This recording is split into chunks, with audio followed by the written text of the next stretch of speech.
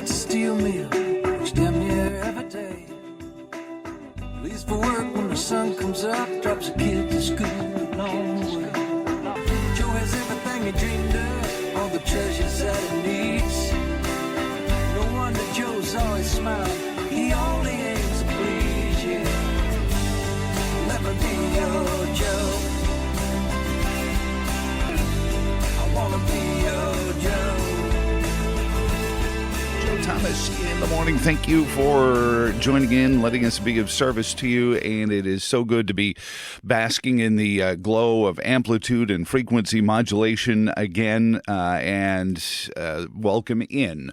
I would spend some time introducifying myself to you, and because I think that's fair. You've not had a chance if you're in Stanton, Waynesboro, or maybe you had for years, and then the intricacies of transmitters and blocking signals had you losing, or you just were a commuter.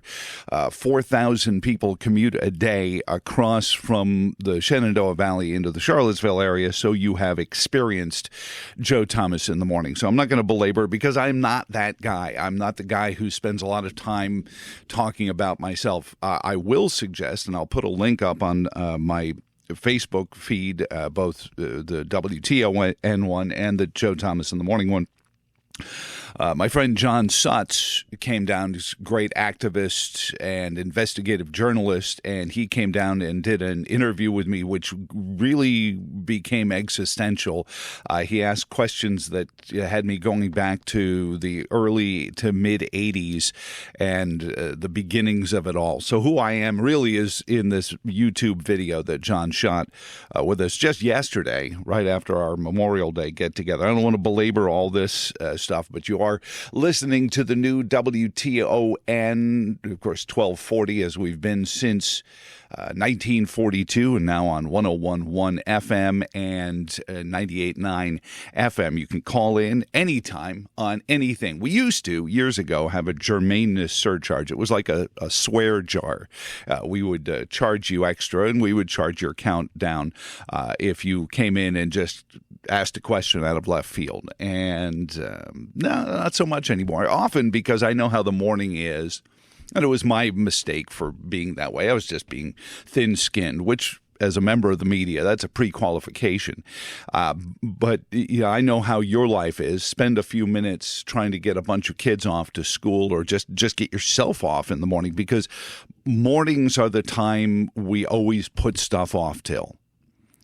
You know, the evening's wearing down. Oh, it's been a long day. You know what? I'll do that later. And later always turns into 6:09 in the morning. So I get it. And you might hear something that you have a comment about, and you want to call 434-882-4217 later on.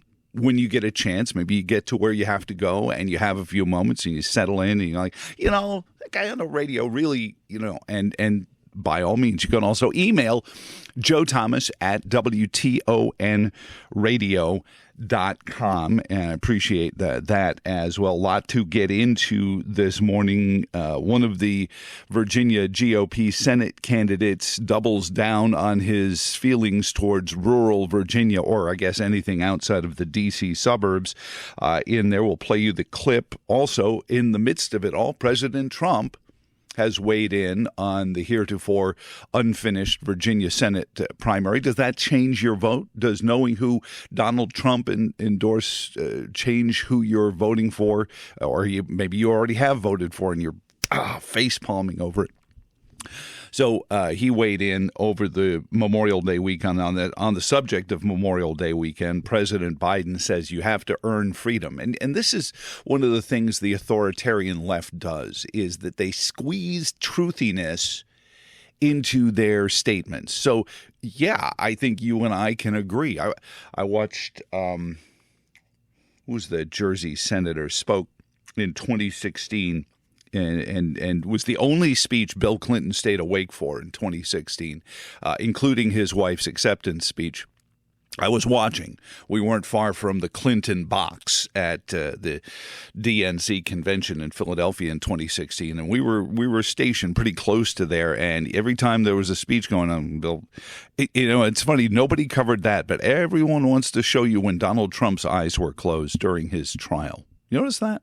But Bill Clinton, 2016 convention, every Hillary speech. Oh, I can't remember the Jersey senator, but I looked at my wife and I said, this guy's going to be the presidential candidate in 2020. And he tried to. He didn't get more than a couple of percentage points. But he squeezed all the patriotic red, white, and blue, America, hard work, blue collar. He had all the talking points.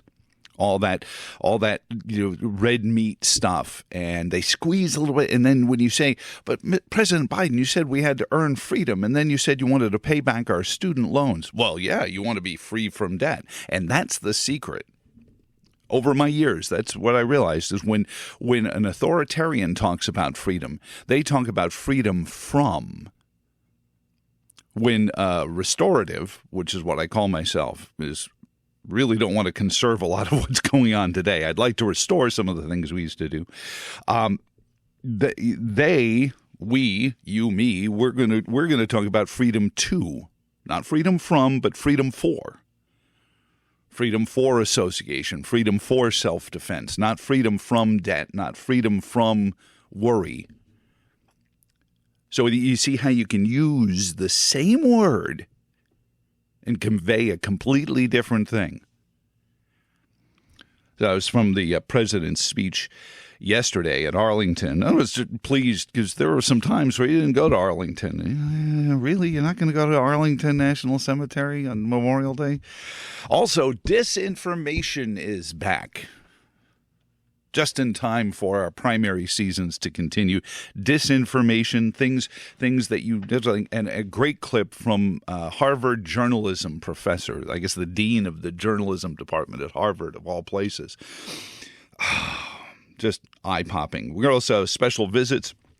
Alex Nestor from Parents Defending Education is going to check in with us. He's one of their investigators, and there was a group called the Angry Education Workers. And that's an interesting because that sounds like the unions that the General Assembly now allows public sector employees in Virginia to join. Albemarle County being one of them, for those listening on 101.1. Do you think schools cost a lot now? You're so cute when you say stuff like that. But yeah, they're about to unionize. Speaking of school costs, Waynesboro wants to allocate another $800,000 to the schools under capital improvement, which most of you and I, and if you haven't yet, you should just hear the word slush fund when they say capital projects, because this is where the intransparency starts to materialize in any, it's not just Waynesboro, any municipal budget. You want to hide some funny money to, do the, what did they use, what the bird machine used to call it, walking around money. Yeah, so you want to come up with some walking around money, put it in the capital improvement budget there. We'll also visit with Virginia 6th District Congressman Ben Cline a little bit later on this morning. I mean, I want to know where to go. I've already been to the Split Banana, and oh my God. I don't imagine that they agree with a lot of my views on things political. Damn, that was a good cone. My wife and I went there after the Vets for Vets car show on Saturday, and been on Beale Street Bistro. So I mean, I've partaken quite a bit already in the Esprit de Stanton. So however you want to get into it, we will weigh in on all of this, plus you and me, at 434-882-4217, or you send emails to joethomas@WTONradio.com.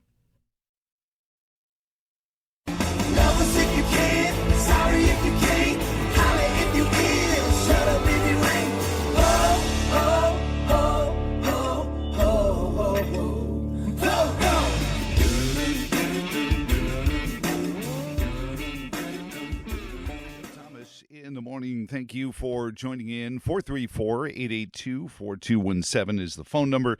Email is joethomas@WTONradio.com. So what's the face you make? And you may have already voted in Virginia's primaries, Democrat or Republican, going on. They've been going on for several weeks now. We have about, 20 days left? A little under 3 weeks to go, not counting. So, 2.5 weeks of voting time in our ridiculous 45-day, 6-foot social distancing driven nonsense, which, of course, Francis Collins and Tony Take the Shot, Leave the Cannoli Fauci have both admitted is based on, I have no idea. I believe that was actually Tony Fauci's testimony to the Senate Oversight Committee was when they asked, where did the 6-foot social distancing rule came from? I think his answer actually was, I have no idea. Or words to that effect. And so here we are, we still, and I think once they've admitted that, once Francis Collins, we've only found out last week, admitted the 6-foot social distancing thing, just as Tony Fauci said, was based on who knows, pulled a number out of the hat. We completely reworked our entire society, shut everything down except the liquor stores and the big box stores. As I said, when the lockdowns came down, you may have heard it. You'd be like, I remember when you said that in 2019. I said, maybe we should just have the grocery store clerks from Kroger administer our elections, because apparently they were immune to SARS-CoV-2, but our election officials, because they were state employees, were not. And I always said it was really offensive because they didn't care enough about the ABC store employees, also state employees. They made them go out and weigh amongst the unwashed masses of our American leper colony. Sure. Sacrifice a few ABC store clerks. What do they care?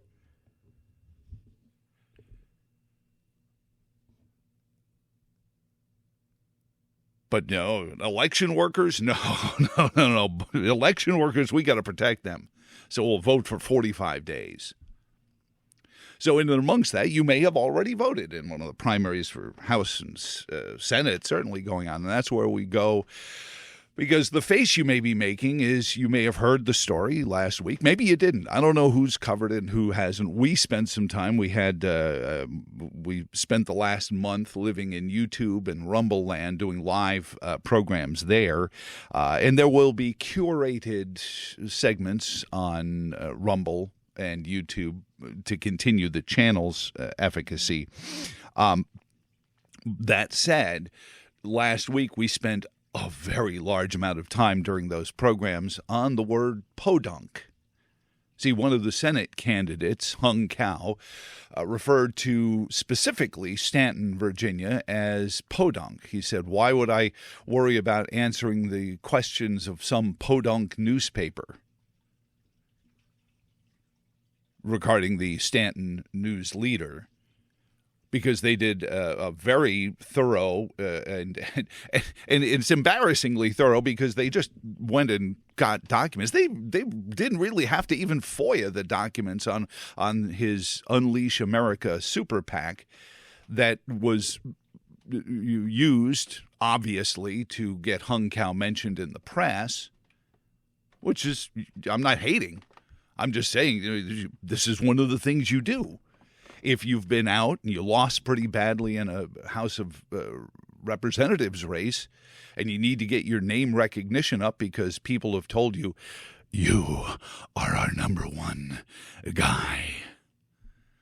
If you've been told by powerful people that you're their number one guy and you're going to be the guy that runs against Tim Kaine, but we need to get your name recognition up there, what a better way to do it than to start a super PAC under the auspices of funding campaigns for the House and Senate race. I'm a good guy. I lost, but I'm going to come back here. I'm guilty as charged. My old radio program, he came on, I'm raising money for all these House races. And apparently that money didn't go to any House races or Senate races.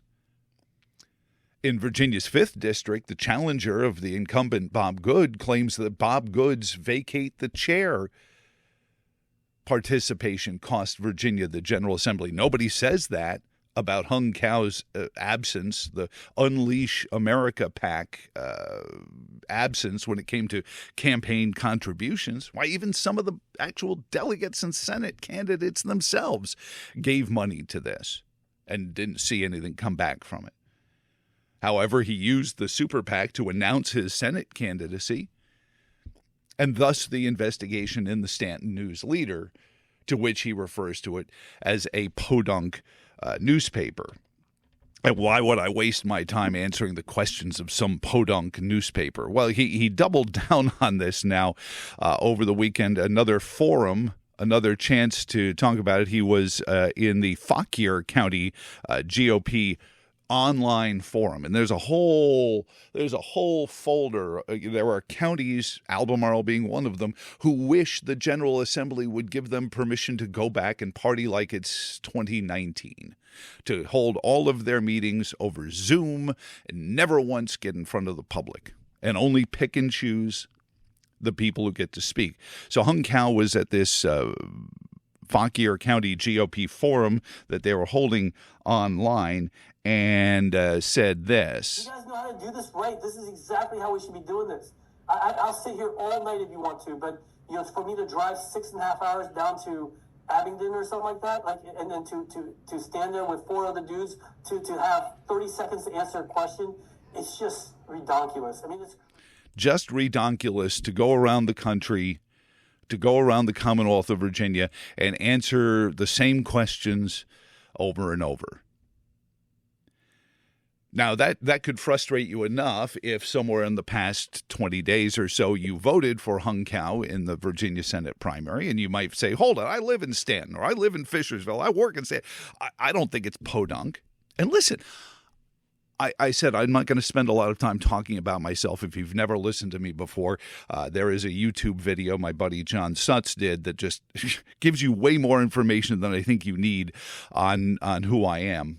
And where I come from. But I grew up in the biggest city in the United States of America, one of the biggest cities on the planet Earth.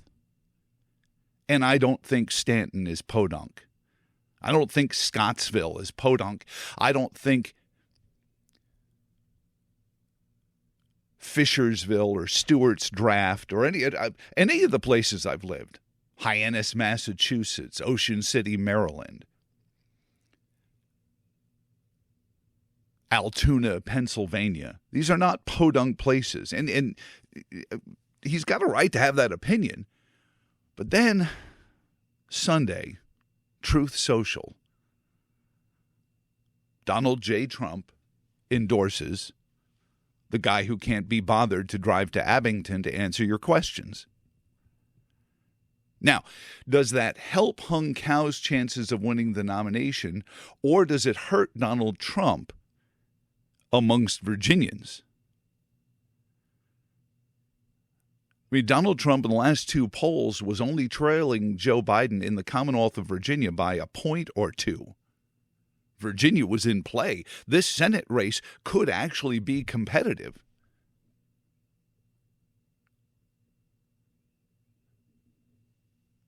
Unless, of course, you don't want to drive to places like Podunk and answer the same questions over and over again from Podunk backwater town radio shows and newspapers like WTON or News Leader.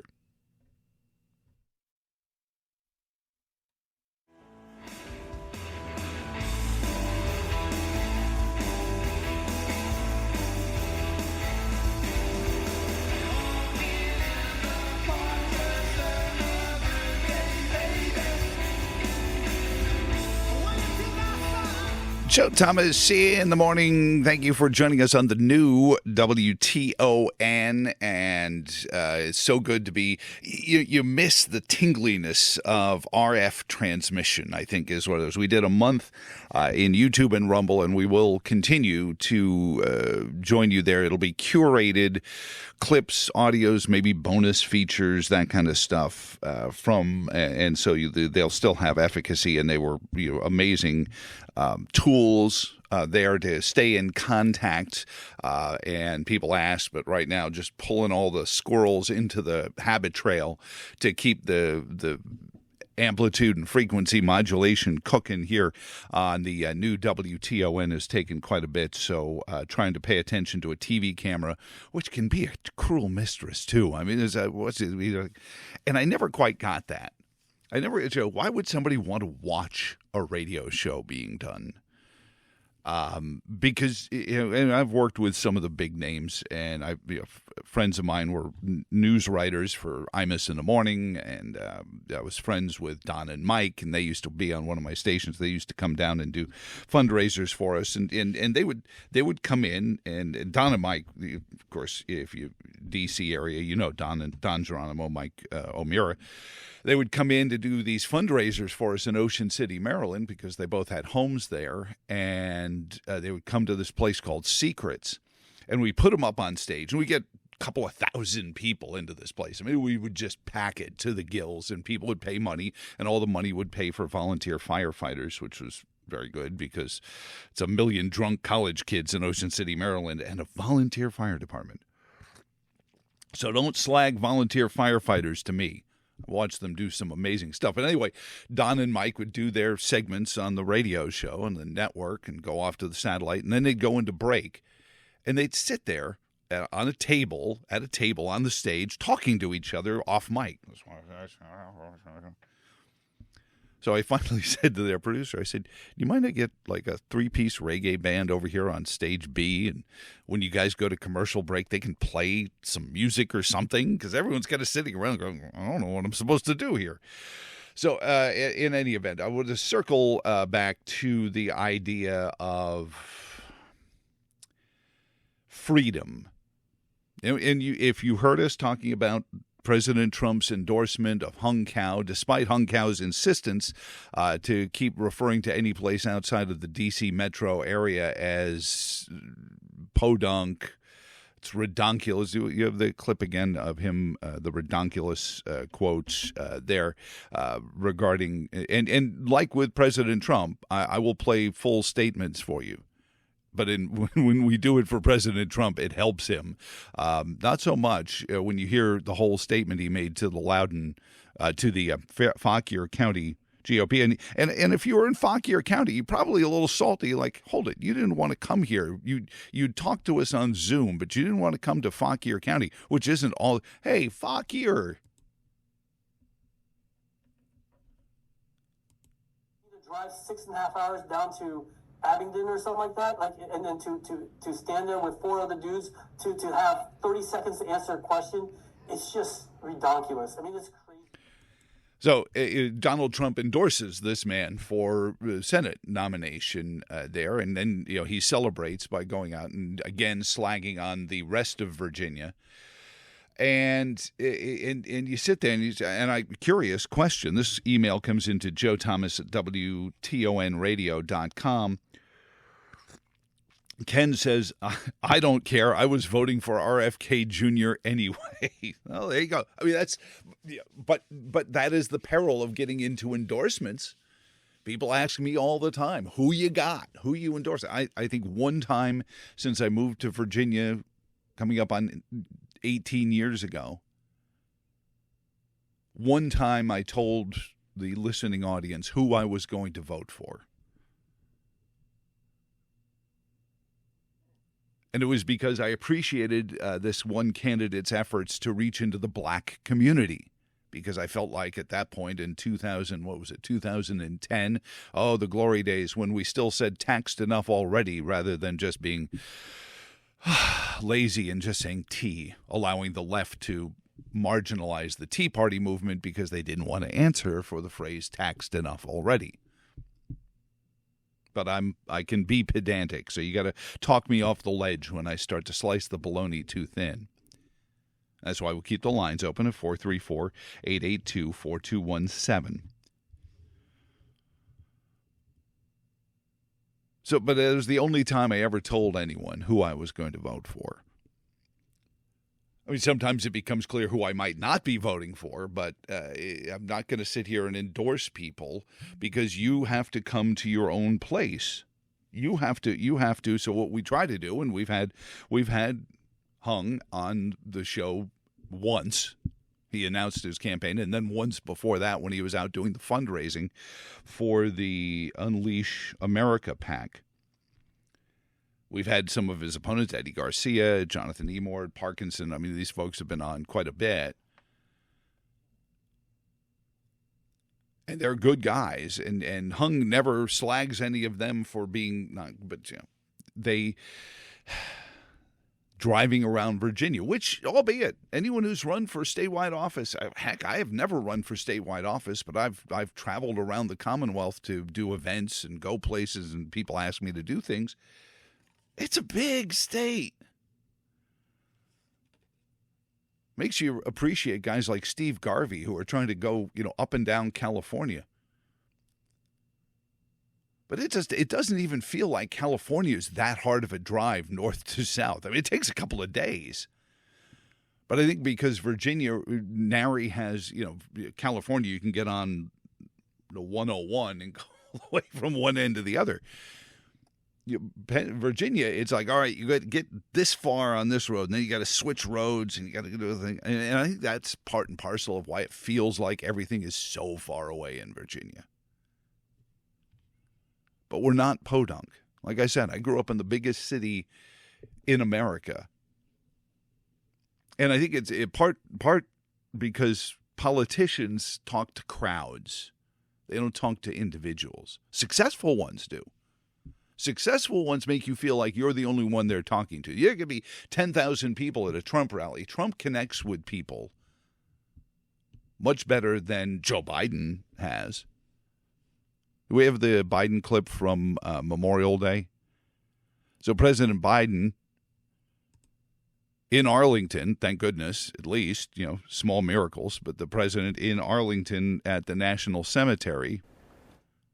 On this day, we came together again to reflect, to remember, but above all, to recommit to the future they fought for, a future grounded in freedom, democracy, opportunity, and equality, not just for some, but for all.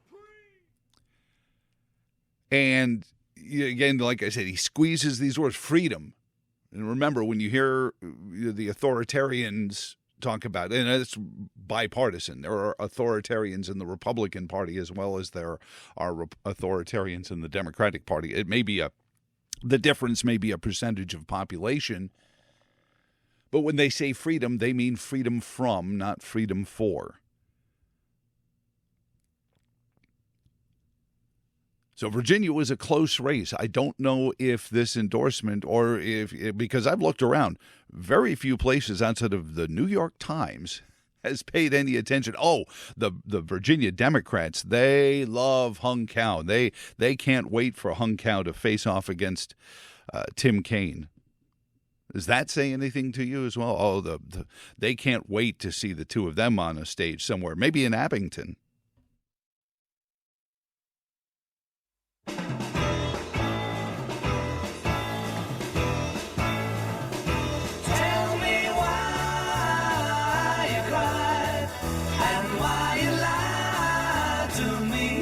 Joe Thomas in the morning. No, that's not me. That's not me. But one of the things that this program is known for is we will go into the whys. I'll tell you what they say, and we'll get into why as well. Plenty to still get into. Disinformation is on the forefront of everyone. Christian Amanpour had the journalism dean of Columbia University, of all places, journalism dean on her CNN program talking about disinformation. And one of the problems with disinformation is it's easy to just dismiss something now. Oh, that's just disinformation, rather than answering the question. But why do people like Hung Cow say Abington is redonkulous to have to drive to, or that Stanton is podunk? Because that's what lots of people in Virginia think. And lots of people in the Republican Party of Virginia think that way. that anything outside of the Hampton Roads area, because they've written off Richmond and they've written off the D.C. suburbs. But Hampton Roads is where, if we can win at Hampton Roads, that's really what Glenn Youngkin did, and Winsome Sears and Jason Miyares. They won Hampton Roads as opposed to giving it to the left and letting it be part of that blue sickle that is the eastern border of the Commonwealth of Virginia. Rather than ceding it to them, they combated there and they won that, and that's the battleground. That is what in the national politics they call the battleground state. But the rest of Virginia is a pain in the Republican Party's arse. They jump up and down. They run people like Hermie Sadler. They scream about skill games. They talk about marijuana dispensaries. They talk about taxes. Leave us alone. Don't you understand? We have bigger and more important things to do than answer your podunk questions. 434-882-4217 is our phone number. Good morning. Who's this? Hey, Joe, it's Clark. Hey, Dr. Clark. How are you, sir? Well, I'm in a cold, dark place, Joe. I'm sorry. See, Dr. Clark is used to listening to us on the stream because he is one of those folks who doesn't exactly live in Virginia. Used to listen on stream. We will have streaming up soon, and then from that point on, a way to listen to us on your smartphones will be forthcoming. But right now, it was getting the transmitters connected to everything that was the priority on this past weekend. So coming soon to a smartphone near you. What's on your mind? Joe, well, if I was not used to listening to Joe Thomas in the morning, I would not know that I was forced to listen to inferior products right now. Oh, sorry. I can't do everything about them. I know. I'm looking forward to what comes next, and the Podunkians need to unite, Joe. But am I wrong? Am I wrong, Clark? You've lived in rural Virginia.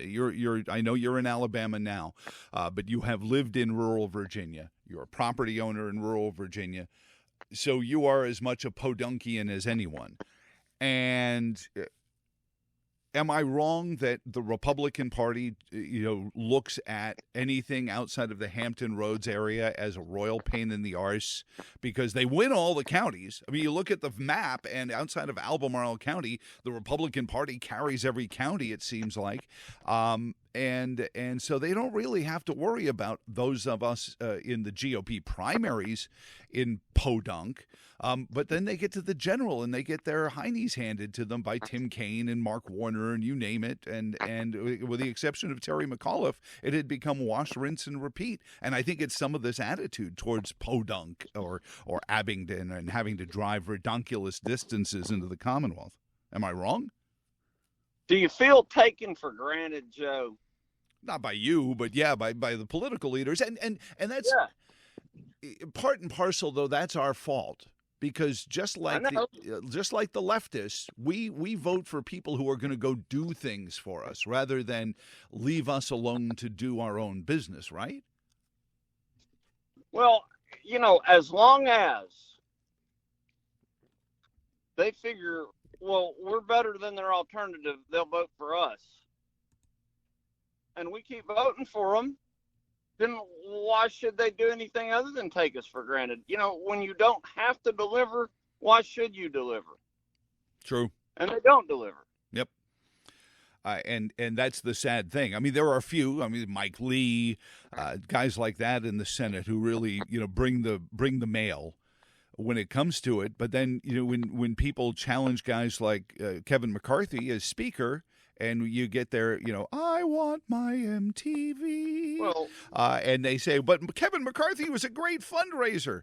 Nobody defended Kevin McCarthy by saying what a great constitutionalist he was. No, they said he's a great fundraiser. Well, Hung Cao was a great fundraiser. He apparently raised a whole bunch of money that never went to Virginia candidates. Yeah. Hey, so what's the biggest challenge that we on the right face when election day comes? It's voter turnout, right? Yeah. Well, do you think constantly not delivering to the base affects the turnout? Well, I would say yes, but the leadership of the Republican Party, not just in Virginia, but around, will say conversations like this keep the voter turnout down. They will point to us reporting on Hung Cow's repeated insistence on referring to the rest of Virginia as the less of Virginia, and that will keep voter turnout because they apparently have decided that come June 18th, Hung Cow will be our Senate candidate. And then when he inevitably loses by 10 or 50, because I'll read to you what the Democratic Party of Virginia has written about Hung Cow's statements regarding Stanton. They are on it like buzzards on the side of the road by a fresh deer carcass, and they are all over it, and they just can't wait to see Tim Kaine take him to task for this, because Tim Kaine, say what you will, he loves to come to small town Virginia and tell you how great he is, and everyone kind of gets around the celebrity politician and what was Hillary like, and these kind of questions, and what did you feel like on election night when Trump won, and did it hurt, and those are the questions he gets, but they're loving it. They are da da da da da. Okay, Tim Kaine comes to Podunk. Now, if Donald Trump held a rally in a cow pasture in Podunk, Virginia, how many people do you think would show up, Joe? Tens and tens of thousands. The multitudes would descend, which makes this endorsement, face palming over it. He didn't need to. And I actually think this hurts him more in Virginia than it helps Hung Cow. If Donald Trump can draw tens and tens of thousands to a cow pasture in Podunk, why is that? Because he connects. He connects, and people perceive that he will do his utmost to deliver. Mm-hmm. If you want turnout, deliver. It seems like real simple math, Joe. Now, here's the thing. The people that we are currently castigating do deliver. It's just not to us, the voters. Right. There are other people that are delivering for him. Somebody else has called Grubhub and asked them to deliver for him. I've got to run to the news here, Dr. Clark. Unlike the YouTube and Rumble channels, I can't just make up the clock as I go around. My cruel mistress is back over me with the cat of nine tails, so I've got to run. Good to hear from you, my friend. Stay tuned for the streams. Tap into the social media.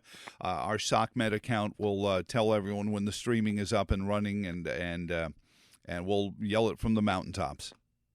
I'll be here listening to inferior stuff until then. I'm sorry about that. Thank you, sir. 434-882-4217. Ben Cline coming up. Joe works at the steel mill, works damn near every day. Leaves for work when the sun comes up, drops a kid to school along the way. Joe has everything he dreamed of, all the treasures that he needs. No wonder Joe's always smiling, he only aims to please you. Let me be your Joe. I wanna be your Joe. Joe Thomas in the morning. Thank you for letting us be of service to you on the new WTON 1240 AM, now also 1011 FM, 98.9 as well. And wherever you're getting the amplitude or frequency modulation, I want to say hi to Bill, the grill guy, who is cruising around on the 1011 as well. That sounds like a traffic report from California, doesn't it? Joining us on our newsmakers line here at the Pyramid Paving Studios is Virginia's 6th District Congressman Ben Cline, a man who never thinks Abington is too far to drive for him. Good morning, Ben. How are you, sir? Good morning, Joe. Great to be with you. I appreciate you taking some time out. So I've already done the split banana, and I've eaten at the Beale Street Bistro. So, what are Ben Cline's tips for Stanton, Waynesboro, Fishersville? Where are the? I haven't done Wright's Drive-In yet, so I know. Oh, that's a must. They've got great food all the time, and you never at a loss when you get to Wright's. And if you've got small kids with you, the ice cream is a must. So that's always available. I appreciate that. So, and lots going on in Congress, but again, the border. I know you've been down to the border. The Senate failed again, and are pointing fingers again at the Republicans for shooting it down. But there's still H.R. 2 that's out there, which is a bill that actually secures the border, and they don't want to bring that up. Ben, how frustrating does that get for you?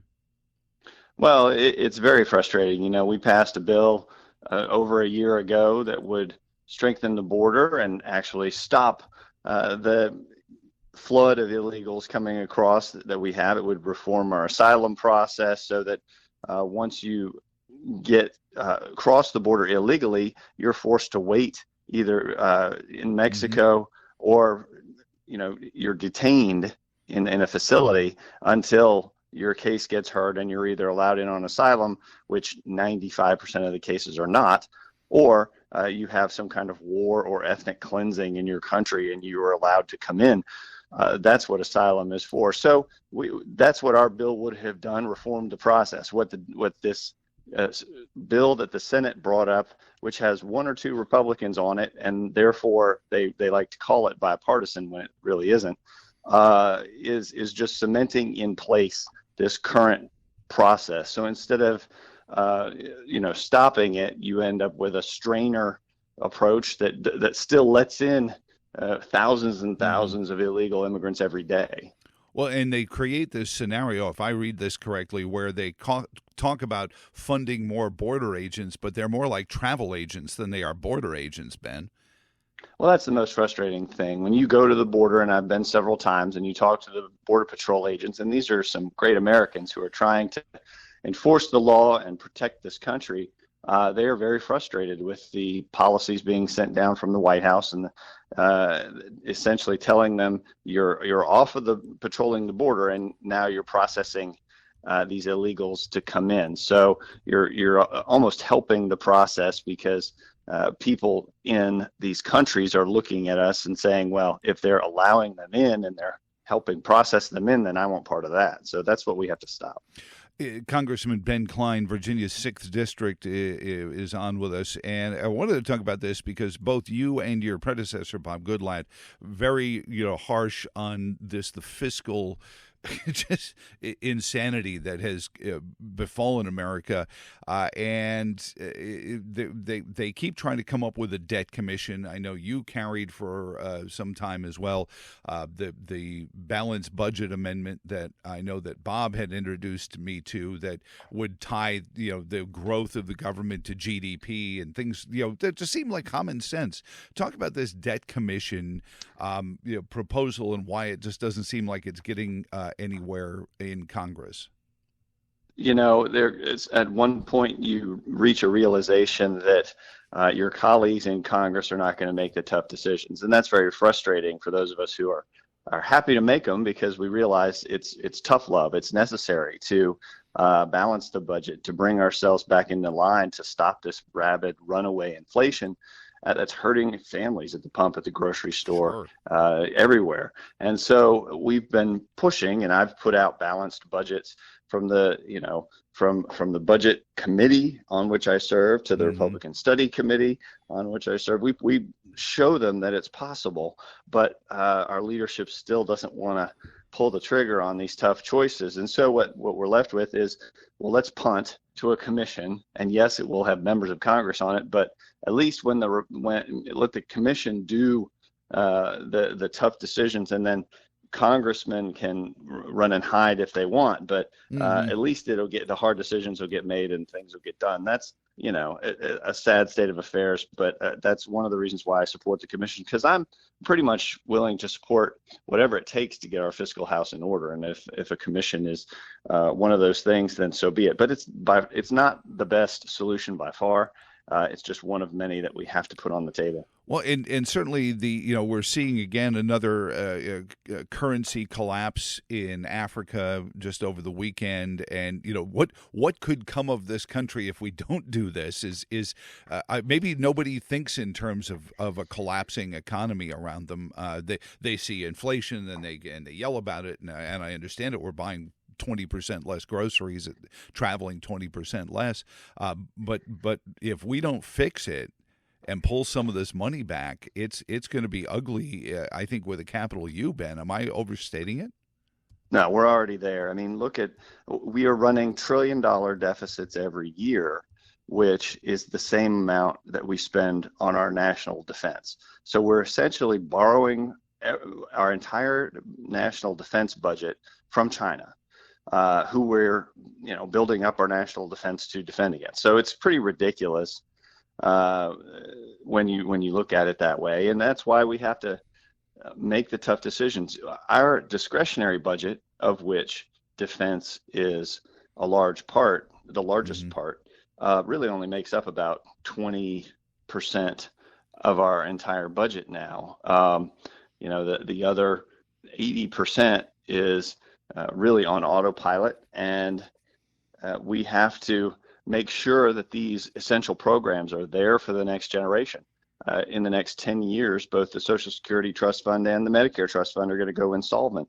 And when that happens, you're going to see, without any action, about a 25% cut in benefits. And nobody wants to have a 25% cut automatically for seniors who are currently on Social Security or Medicare. That's a scary scenario. So what we've said is, let's make some reforms in the out years so that my kids who are 12 can have Social Security and Medicare when they get to be 65 or 70, and they can actually enjoy it. It might not be the same program and the same construct, with the same work age eligibility levels or things like that. But when you're 50 years away, then they can prepare for that. But we won't touch, and that's the promise that has been made.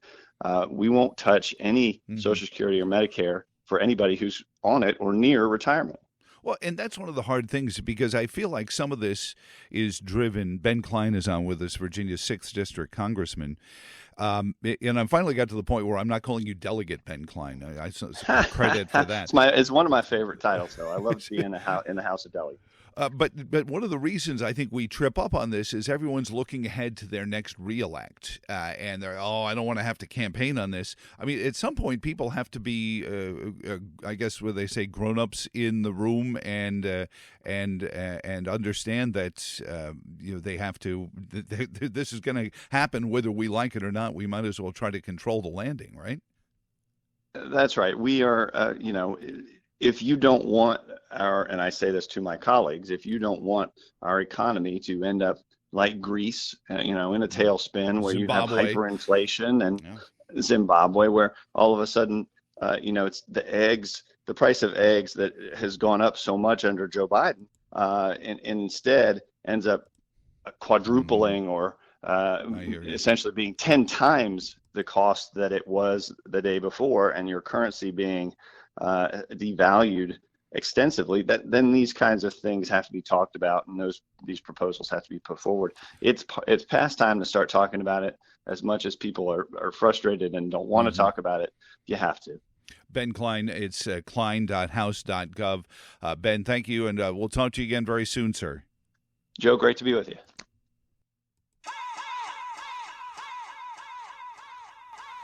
Joe Thomas in the morning. It is time to hot step inside the sports headlines, where our man Mac McDonald, who of course co-host along with Coach Foster, Foster and Friends, joins us, sports director for Joe Thomas in the morning, and of course program director at the Dan Patrick School of Sportscasting. Good morning, Mac. How are you doing, sir? Why am I not hearing Mac? Can we get Mac's microphone on here? Where is Mac's microphone here? It says I can hear you, Mac.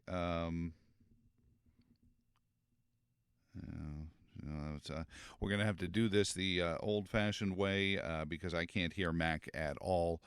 There, I see his lips moving. So there he is. No, there you got me. You should have me now. Oh, okay. As they say in computers, problem in chair, not in computer. No, okay. it's because I haven't had Skype on for like ever. So you have to go back and reset settings, but I'm not smart enough to know that. So anyway, good stuff. How are you doing this morning, sir? And, I'm doing good. You have lit the candle, so that's a good thing. All right, the Virginia men's golf team will spend another day or two eating hotel food. For the second consecutive year, the Cavs have advanced to match play in the NCAA tournament. Will play Auburn starting today at 10:40 Eastern Time. Bo and Sargent's guys tied with North Carolina for third overall, 7 over performance on Monday. Ben James finished in a tie for second overall. 4 Atlantic Coast Conference teams are in the final 8 with the Jackets and Cavs, Carolina, and Florida State with the match play bracket. Virginia and JMU have moved on to the NCAA baseball's field of 64. UVA will host Penn, Mississippi State, and St. John's. Cavs and Penn will play at noon Friday. The Dogs and St. John's will play Friday at 7. Game times are noon and 6 on Saturday. Now, according to Cavalier skipper Brian O'Connor, the program is deserving after this season's accomplishments. The fact that we've played the entire year and have never had a longer losing streak than 2 games is incredibly hard to do at the highest level of college baseball. And that speaks to the young men that we have in our uniform, that their resiliency, it all goes into earning the opportunity that they now have this weekend. Mac? Did we? The 3, the Dukes, South Carolina in the opener. Brian, it's 7. What? It's saying I've got your connection has gone janky on us there. And the ACC with 8 total teams in the field. Am I back? Yeah, you're back. Tell me. You give us the rundown. You were trying to give us the field rundown, especially with JMU. Well, JMU is the 3 seed among 4 teams in Raleigh. The Dukes draw South Carolina in the opener at 2 o'clock. NC State will play Bryan at 7 o'clock. And by the way, the ACC has 8 total teams in the field. Clemson, Carolina, and Florida State are also hosting regionals. Duke and Wake Forest will be in Greenville. So, are you still there? Yeah, you good? no, I'm still here. Okay. Yeah, no, Celtics are in the NBA. Gotcha. Celtics are in the NBA Finals following the sweep over the Pacers last night, 105-102. Derek White hits the game winner with 43 seconds to go. They erase another Pacer lead. This time it was just 9. Yeah. Orioles win 11-3. That's 5 in a row. Nats double up the Braves 8-4. Oh, no, the Phillies have lost 2 in a row. And Notre Dame rocks the lacrosse national final, beating Maryland, going back-to-back 15-5 yesterday. Not bad for a program that could never win it. Oh, so yeah, now no, they're playing great. Well, and you brought up the J. I remember when JMU was in the Women's College World Series just a couple of years ago, and how Harrisonburg just got lit up over that team, and the season, and of course then it came off the rails. But it's going to be exciting for them. I recall, I'm old enough now, and I think you do as well, when UVA finally got to that point, and all of a sudden we're qualifying, because the ACC has always been a good baseball league. Because there are just some schools, Mac, that get it and don't, but that you can grow into it. I remember the first time they qualified to have a regional, and people said, "Oh yeah, now it's a big deal." See that now it's an expectation. Yeah. I mean, it's supposed to happen now. UVA's had a bad year if they don't host a regional. So, and I would think that this team will rally a little bit after the, explosion against Florida State. But man, you talk about, I know there's a lot of talk about SEC baseball, and then eight teams in the field of 64. And as I said, Clemson, Carolina, and Florida State are hosting. Now, Duke wins the ACC title, and they ship them off to Norman, Oklahoma. So, and Wake Forest is in Greenville. Wake Forest would be very poised. I would not be surprised that when the super regionals are set, that of the 8 teams, I would guess 6 of the ACC teams will make the super regionals. That's just, just a stupid prediction on my part. But this is a really strong ACC contingent, Sure. in college baseball. So, well, but you have to. I mean, and I've said this. Our YouTube and Rumble followers will recognize this complaint. But how many years has any school from the ACC shown up in Omaha, only to face some Southeastern Conference baseball team that looks like it's made up of guys who just missed the cut at linebacker at South Carolina or Alabama or Auburn? And I'm like, how did you find a uniform for this guy to fit into it? How's he got blood circulating in his arms? Those sleeves are too tight. And they come up there and they hit 800-foot home runs with the composite bat, and you're like, holy cow! Can we get something? So at least it feels like the ACC is bringing some offense to the table for this World Series. Yeah, why do you want to make me dial back to the Bugs Bunny cartoon? Remember the cartoon character? Dun, dun, dun, and dun, boom. Well, I was thinking Herman Munster trying out for the Dodgers, but okay, if you want to drag me there into your mad little world. Yeah, well, that was much better than Mr. Ed. I mean, which went way far with Joe, with Leo DeRocher. So it just, it didn't fit at all. So, when the Dodgers anyway, went to LA, congratulations, happy morning is Does it feel different? Does it feel different to be carried out? No, it really doesn't. I got you on the other end. We figure out Skype on the fly. No, it feels no difference. Well, and it was neat because a lot of folks were excited to have Foster and Friends back on Saturday. That's good. That's a good thing for us too. So we're going to pay a little tribute to you on come this weekend for sure. And oh really? Oh, you better tune in for that because nothing I love talking about more than me. But my wife went into Shenandoah Pizza there on Beverly Street, and the woman who owns it, my wife just can talk to everybody. She's like a born marketing person, and she just walks in there. She's ordering pizza. We're there. Vinny and Alan and I are crawling around in the dust because all of a sudden we had to be on the air at 6:00, and we had nothing connected yet. We thought we had a weekend to do it. And all of a sudden she comes back from the PO. Oh, she's so excited that and as I look around, it appears to me that she was one of the sponsors of Foster and Friends at Shenandoah Pizza and E&E Landscaping. So we're gonna have to reach out to them and say the band's back together again. Good stuff. So that's terrific. Well, I retweeted or reposted on Facebook. I posted your picture of your champagne bottle. And I sent a little message regarding Vinny and you and Alan Williams. So the band is back together, which is a good thing. I felt bad because you weren't mentioned in the post, but it was because we were in the room, and I shouldn't have slighted you that way. Anyway, good stuff, Mac. I'm just on the bench waiting for the coach to tap me on the shoulder, going, "Hey, McDonald, would you go pick up some slushies for the team?" Well, so it's all good. We'll talk to you in an hour, sir. All right, Notebook comes back in an hour. I'll see you. Love us if you can, sorry if you can't, holler if you will, shut up if you ain't. Oh, oh, oh, oh, oh, oh, oh. Go, go.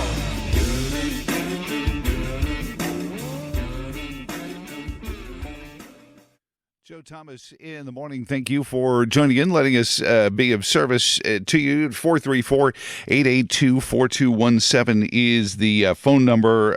Best-selling author, cultural phenomenon named Jason F. Wright, author of the Christmas Jars, coming up in a little bit as we show off all the cool people we know in the Shenandoah Valley here on the new WTON 1240 AM and 101.1 FM. 98.9 FM. One of our dear friends who I can't count how many hours we have done stuff for and will continue to because it is one of those afflictions that is hitting more and more people every day is Alzheimer's. And the Alzheimer's Association of Central and Western Virginia, covering our new home as much as it was our old home there. And Emily Rosenberger from alz.org/CWVA. Good morning, Emily. How are you doing this morning? Good morning. Thank you so much for having me again. Not at all, or for the first time, as I feel like a character in the birdcage. All of a sudden, because people waking up in Stanton or Fishersville saying, "Is this the guy that I hear when I drive over the mountain?" Yeah, it's me. And you can still listen, 4,000 people a day. And talk about that a second. As an organization that has that kind of bicameral footprint on both sides of the Blue Ridge Mountains. Talk about the folks that are, either work in Charlottesville, live in Waynesboro, or vice versa. In some cases now with Hershey and Northrop Grumman and a lot of companies coming to Waynesboro. A lot of people I think are actually commuting out of Nelson into Waynesboro as well. Talk about how that impacts how you do your fundraising. Longest Day is coming up June 21st. Talk about that a moment, Emily. Absolutely. Just like you said, we cover a large area, and it actually even expands outside of Charlottesville, past Waynesboro. We cover 52 cities and counties in central western Virginia, all the way down past Blacksburg, going towards Tennessee, and all the way up past the Culpeper area. So we're a small but mighty team, which is why our volunteer support and our fundraising support is so critically important to what we do day to day to support those who are impacted by Alzheimer's disease or another form of dementia. As you know, we have support groups across our chapter. We're providing in-person and virtual educational programs, working with our health systems, funding local research programs to advance dementia and Alzheimer's science. All of these things are impacting our local community right here. And it can all be connected to the Longest Day, as you mentioned. This is a signature fundraising and awareness campaign of our association that helps to fund local care, support, and research, just like I said. And we're looking for more people to get involved, specifically in the Waynesboro, Stanton, Harrisonburg, and surrounding communities. alz.org/the longest day. Participants can choose any activity that they love in honor of those they love. Well, and I know that you have great supporters among some of the college kids, and I know JMU versus UVA versus VT or VPI, depending on who you're asking. They all kind of rally against one another in this kind of co-opetition. Should we try to pit Charlottesville versus Waynesboro and see who raises more money, does more for Longest Day or Walk to End? I'm not above a little, Charlottesville did this, and Waynesboro, a little competition, a little sibling rivalry is never a bad thing, is it, Emily? I love some friendly competition, especially for a good cause. So yeah. I am all for that. And I graduated from JMU, go Dukes, but I live in Charlottesville currently. So I am always up for the friendly competition. And I learned about the Alzheimer's Association when I was a college student. And that's, of course, been some time, but that shaped my entire career. It shaped my entire life. And once you learn about this cause, once you see it for yourself, it's so hard to walk away. So I love getting to work with the colleges, and it's also, again, so much fun. So the Longest Day offers a fun way to be involved with a very serious cause. And you talk about learning about it as a college kid. Now, fewer and fewer college kids need to be educated about Alzheimer's because it is becoming first degree. They either grew up in what we call the sandwich families, where their mom and dad were caring for both grandma and the kids at the same time. So they've seen it a lot firsthand, haven't they? Yes, Alzheimer's disease is unfortunately becoming increasingly prevalent. And Virginia, when we released our recent facts and figures report, we found out that Virginia was the number 4 state nationwide for number of caregiving hours. And a lot of those caregivers are caring for their loved ones at home. So, of course, more and more children, teenagers, young adults, they are seeing Alzheimer's for themselves, but we're still not teaching it in schools. And so we're also not, as a result, sharing what resources are available. And that's why it's so important to continue raising awareness around the Alzheimer's Association as a whole, because all of our resources are absolutely free to those in need, such as our 24/7 helpline, as you know, which is 800-272-3900.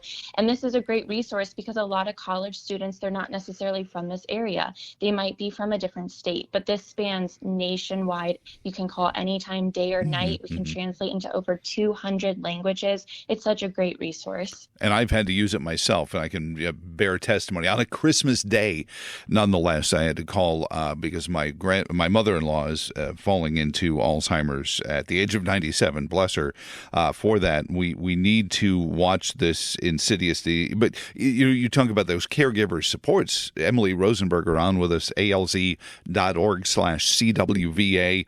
Coming up, longest day.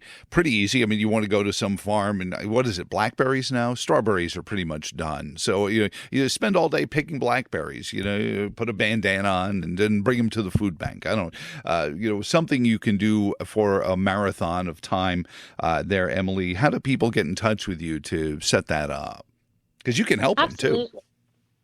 Yes, you don't have to have an activity idea. I'm so glad that you mentioned that, because you have local support. You have myself, you have our volunteers to help you through the entire process, whether you have 5 minutes, 5 hours, or 5 months of time to get involved. So you can go to alz.org/the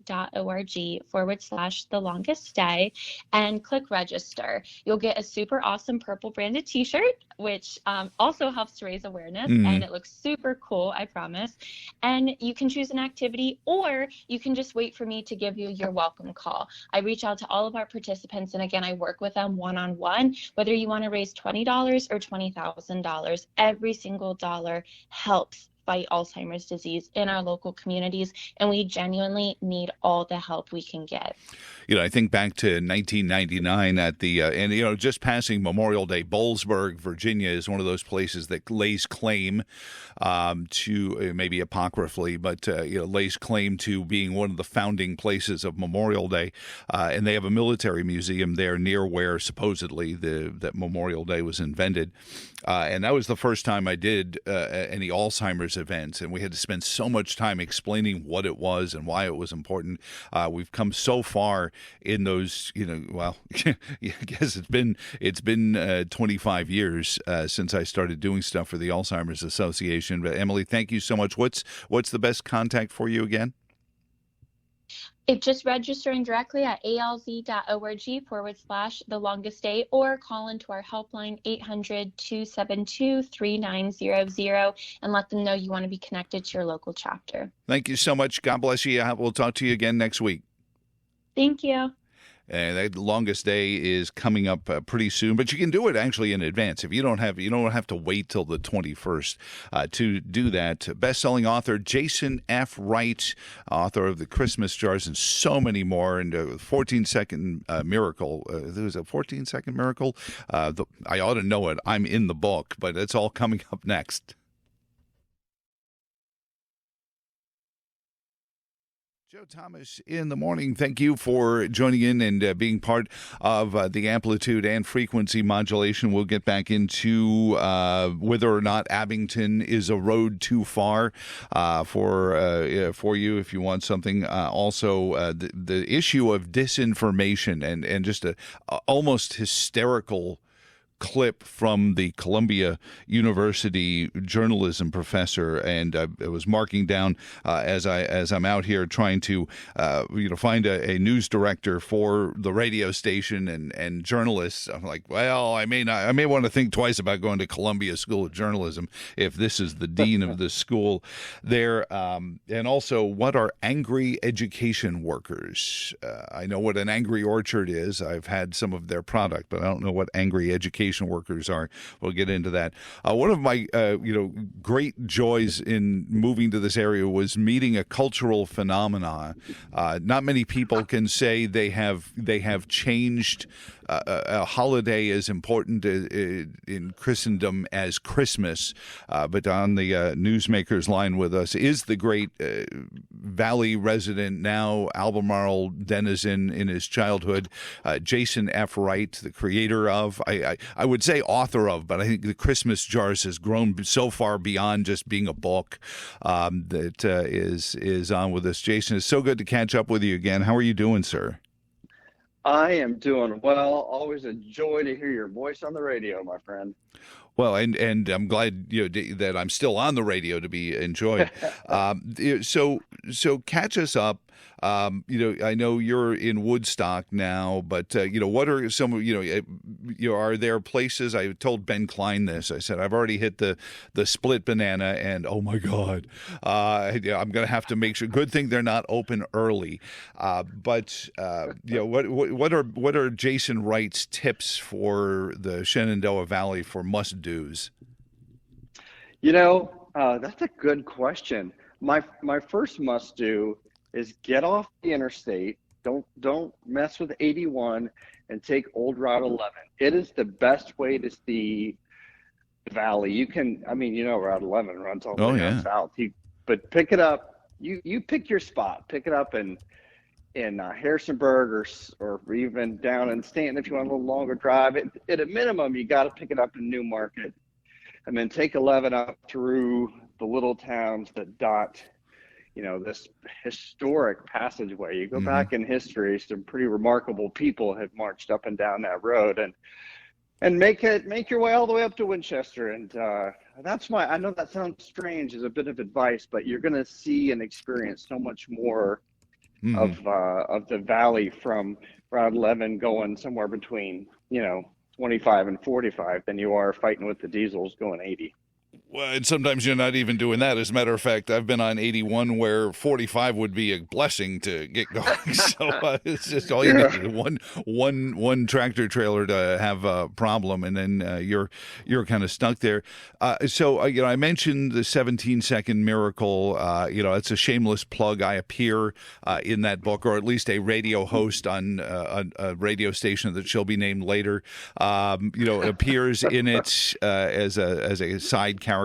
But always as important as the Wednesday letters or the Christmas jars are my favorite, and it's a tearjerker and it breaks me. And maybe it's because I've had weird relationship with my dad, but recovering Charles so much. But you've been working on a new book lately, and I know that you've branched into I think the last book was Even the Dog Knows, and you've branched into kind of crowdsourcing all this. And I took a foray into this with my unauthorized autobiography, but how's the new book coming? Oh, great question. Crowdsourcing, crowdfunding, boy, what a world. Sometimes I think if my own father, you mentioned your dad, if my dad were alive today, he died when I was 16, and the idea of Kickstarter or GoFundMe, which would have just been so unbelievably foreign. I think if he were alive today and I tried to explain to him how my new middle grade children's novel Scar Dakota came to life, he would just kind of cock his head and go, what? What? Strangers around the world sent you money to publish a book that wasn't yet, even edited? So yeah, Scar Dakota was, as we said on air, I think you and I talked last year, it was my children's novel that the air quote publishing gurus said was going to be a tough sell in the industry because children's books are trending in a kind of in a different direction. And there are people that think it's better than I can, and families that need those books. I happened to have a main character, the hero of Scar Dakota, the title, Scar, that's his name, who happened to be a white middle-class boy from the East Coast. And I happened to grow up a white middle-class boy from the East Coast. And I wanted to tell that story through my eyes as a youngster. And I had a lot of pressure to change the orientation, the gender, the race, the something. And I said, I really need to stay true in this book to how I viewed the world as a young man for it to feel authentic. So the last thing they said to me was, well, if you'll at least change the gender, we think we could give this a go. And I said, that's just a step too far. Yeah, this is my life, my book. So we went to Kickstarter, and it was very successful, and I'm unbelievably grateful. And literally today, when we get off this interview, I'm going to begin shipping the first batch of books out to backers around the country. And then the book is landing in places like Amazon and Barnes & Noble later this week. Well, now I know Goodreads has given it just an eye-popping like 4.72 out of 5 for your efforts on this. But regardless of, and this is where record company executives, corporation owners, they all, I laugh sometimes when they start to slice the bologna this thin because an isolated kid is an isolated kid. If a kid feels unheard, it doesn't matter what gender they are. I think a kid is going to tap into that probably more easily than an adult, Jason. Yeah, no, I could not agree more. And it doesn't, I do agree that every young person, whether you are black or white or brown or gay or straight or whatever your situation is, you do deserve an opportunity to see yourself in literature, entertainment, Netflix, Disney, whatever it is. Absolutely. Everyone should be able to see themselves validated out there in the world. But that also goes for the kids like me who grew up in a pretty traditional, religious, conservative home, and that shaped me. And I'm not ashamed of my childhood. I'm not ashamed of the way I viewed the world as a young middle schooler. I've changed a lot. I've grown a lot. I do see the world, I think, a little bit with a kinder and more gentle heart as an old man. But as a young man, these are the things that I went through. And so I think it's a really great opportunity for kids. And by the way, the great irony of getting this advice to change the book is that this young man relocates from North Carolina to a very conservative Latter-day Saint community in Highland, Utah. Oh boy. Where his best friend, where his best friend across the street is also not of the predominant faith. He's a practicing Hindu. And so these two kids are sort of learning how to live in this world that they sometimes feel like they don't belong in for different reasons. And ultimately the theme of the book, Joe, is we all have scars. We all have scars, but if we will embrace them, they can become really important and even beautiful. We should not hide from our scars. Where do people get it? I know Goodreads has a Kindle link, but where do they get it so you can ship some to them? So Amazon's got it, and as I say, Barnes & Noble has it. The audio is out there. You can even pick up the audio at your library. If you just go to scardakota.com, you'll find all the links. You can find me on Facebook, of course. Just Google Jason Wright, author, Virginia, and I pop up pretty quick. All right. Thank you, sir. It's so great to catch up with you. Won't be the last time. You have an awesome morning.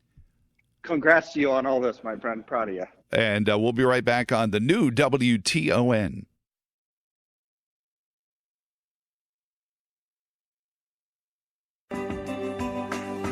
Joe works at the steel mill, works damn near every day. Leaves for work when the sun comes up, drops a kid to school along the way. Joe has everything he dreamed of, all the treasures that he needs. No wonder Joe's always smiling, he only aims to please you. Let me be your Joe. I wanna be your Joe. Joe Thomas in the morning. Thank you for letting us be of service to you and joining us in here where we can take care of business each and every morning for you. And the new WTON radio, of course, that is 101.1 FM in the on the east side of the Shenandoah Valley, and the west side is 1240 AM, 98.9 as well in Rock City, whatever that means. I'm not really sure, but I'm learning. I'm a pretty quick learn. I learned how to pronounce Rio Road pretty quickly, and McGackiesville, it only took me one time there. We'll get back into whether or not Abington is a bridge too far for somebody who wants to hold representative office in Virginia, because you might get to podunk if you're too far into that. And also, why did the and sometimes these endorsements, does the endorsement of said candidate by President Trump change your opinion? We got a few weeks left in primary season there. Plenty more to get into. The Columbia journalism school professor on disinformation, and just a laughable statement there. But do you ever hear the phrase angry education workers? I mentioned earlier, I've heard the expression angry orchard before. I've had some of their product. I don't know what angry education worker is, but Alex Nestor is an investigator with Parents Defending Education, one of our favorite folks out there, and very active here in the Commonwealth of Virginia as well. Alex, thank you for taking some time out with us. How are you doing today? Hey, I'm doing well. How are you? Excellent. So this all comes to light in the anti-Israel protests, right? That's what I call them anyway. I know they like to say they're pro-oppressed people. They're just helping the oppressed people who blow up cafes with C4 vests. But I'm going to call them anti-Israel protests. Is this where these angry education workers come to be? It is, certainly. And we saw on Friday with this school strike for Gaza outside of the White House, they came out in force to encourage students to protest against Israel. And you're exactly right. I mean, when we are hearing kids on college campuses, for example, cheer in favor of globalizing the Intifada, of attacking Israel. These are no longer protests for what someone might consider an oppressed people. This is a pro-war protest. And what we heard outside of the White House was not as extreme as what we have heard on college campuses, but you did still hear kids talk about Intifada, talk about how, terrible Israel is and what have you. And there are certainly, kids have a right to express their views, even ones that are bad or we disagree with. But these are kids. These are kids that should be in school learning the facts about history, the facts about this conflict. And perhaps if they did, they might not, be saying the things that they are saying, such as, cheering on the Intifada.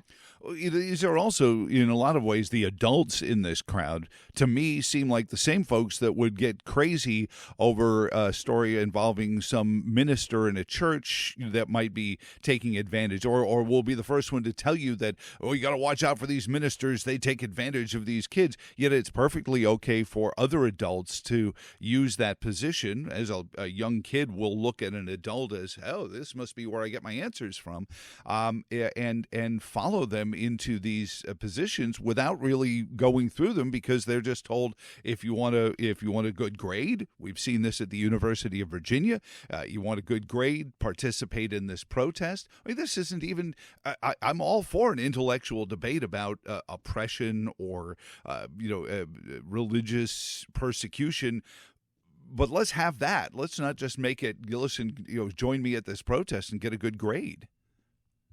Well, right. And we also know that there are schools across Maryland and Virginia, where this protest was, I guess, popularized or what have you. They're calling kids from those areas to come to this protest.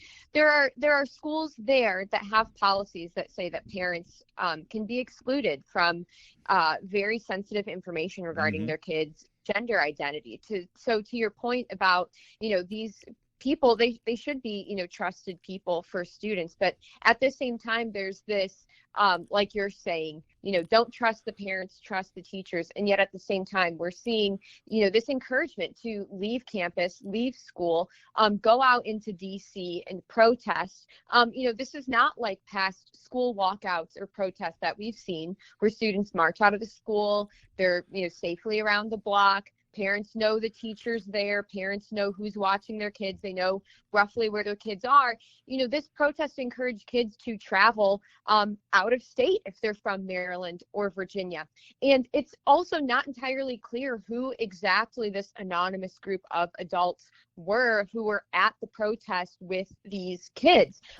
These quote unquote angry teachers. Who are they? Where did they come from? We know some of the co-sponsors here, but it's still not entirely clear who these adults are. So huge safety concern here for parents and kids as well. And also, in highlighting, and this is where Waynesboro is going to talk about giving another $800,000 to their school board at tonight's meeting 7 p.m. City Council board, because these are often taxpayer-funded operations paid for by the school to go on these field trips with the teacher, and the parents are often not even consulted. Just, they've given some sort of blanket permission to go on field trips with their math teacher or their social studies teacher. Sure. This one does look like it was more on an individual basis, like they were encouraging students, for example, to be the quote unquote leader of their school and start the group chat, start the WhatsApp chat with other kids from their school. So it did seem like this was more of kind of a bottom up thing, if you will. But I don't know. There are also different co-sponsored it. In your investigation, though, did you find any place where these kids were given all the sides of the story to make an informed consent? I mean, I'm sure I felt at 17 or 18 I was smart enough to make those consenting decisions, but a 12-year-old who's just said, "Hey, lead this march," and it's playing upon all those things where children are fragile, and without giving them the heft of actual intellectual backing.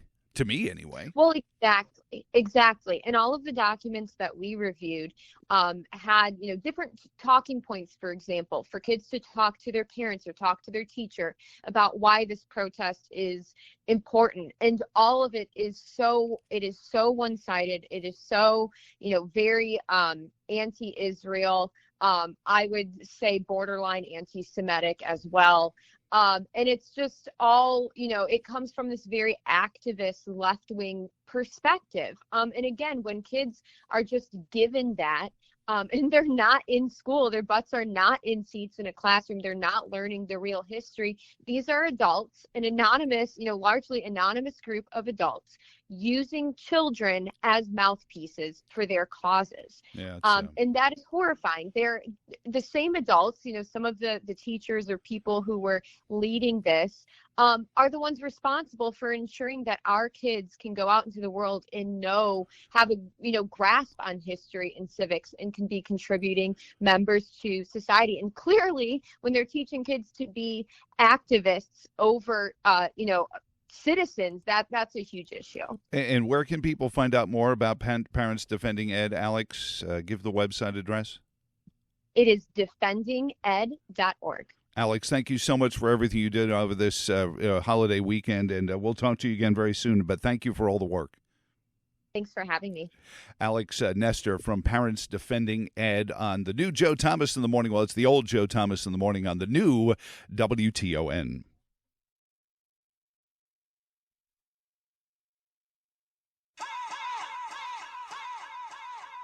Joe Thomas in the Morning, and that means it is time for us to open Mac McDonald's Reporter's Notebook this morning. All the things he's been covering there at the Dan Patrick School of Sportscasting and legend on the radio waves of Central Virginia. Good morning, Mac. What's going on, sir? Good morning, JoJo, with a launch. And, if a company, and you'll be happy if after your first year that you're up 14.5%. That would be a good number, right? Yeah, well, sure. The Atlantic Coast Conference generated a record $706.6 million in gross revenue in 22-23, distributing an average of $44.8 million to its 14 football-playing members. That's a 14.5% increase over the previous year, the second largest year-over-year increase in league history. But despite the record growth, the ACC remains behind the Big Ten and SEC. That gap will grow larger in the coming years with the new television deal. So that looming gap, one of the big reasons Florida State and Clemson have filed lawsuits against the Atlantic Coast Conference as they try to navigate their long-term futures. By the way, the Big Ten, $880 million, SEC, $852 million, just in case you're keeping track of the numbers. Well, the basketball world responded to the passing of Bill Walton yesterday, actually from all corners. He touched so many people, including former Cavalier Rick Carlisle, whose team was just swept by the Celtics. Rick had reached out to several of the 1986 teammates, the team where Walton admitted he was a vegan, but then was seen on the plane eating roast beef sandwiches like all the time. It was a team where owner Red Auerbach walked into a room with a table filled with x-rays and asked the 7-1 center about his feet and if he wanted to play for the Celtics. Well, Walton's answer, more than anything in the world. Well, Bill appeared in 80 games that year, earned Sixth Man of the Year, and helped Boston win the 86 NBA title. Rick Carlisle remembered his former teammate. He was a living, breathing event in history, just walking around. He was involved in so many events in pop culture, in sports. You know, he played drums for the Grateful Dead in the pyramids in Egypt. You know, he's a guy that did everything. He defiantly competed for every moment in life to be the greatest it could possibly be. Yeah, it's a sad story out of there, Mac. Absolutely. Yeah, It's good Rick. stuff. Rick loved him. From books about Winston Churchill to the wonders of wildlife and overcoming a speech impediment at the age of 28, Walton, remembered by many, he was 71. All right. Well, Joe, our new radio family will learn in a hurry about our love for the biz and the people who make it great. You know how I have relished the great radio calls in our lifetime, the Bobby Thompson home run, the Vin Scully Koufax perfect game, 2-2 to Harvey Keene. All right, well, give credit where credit is due.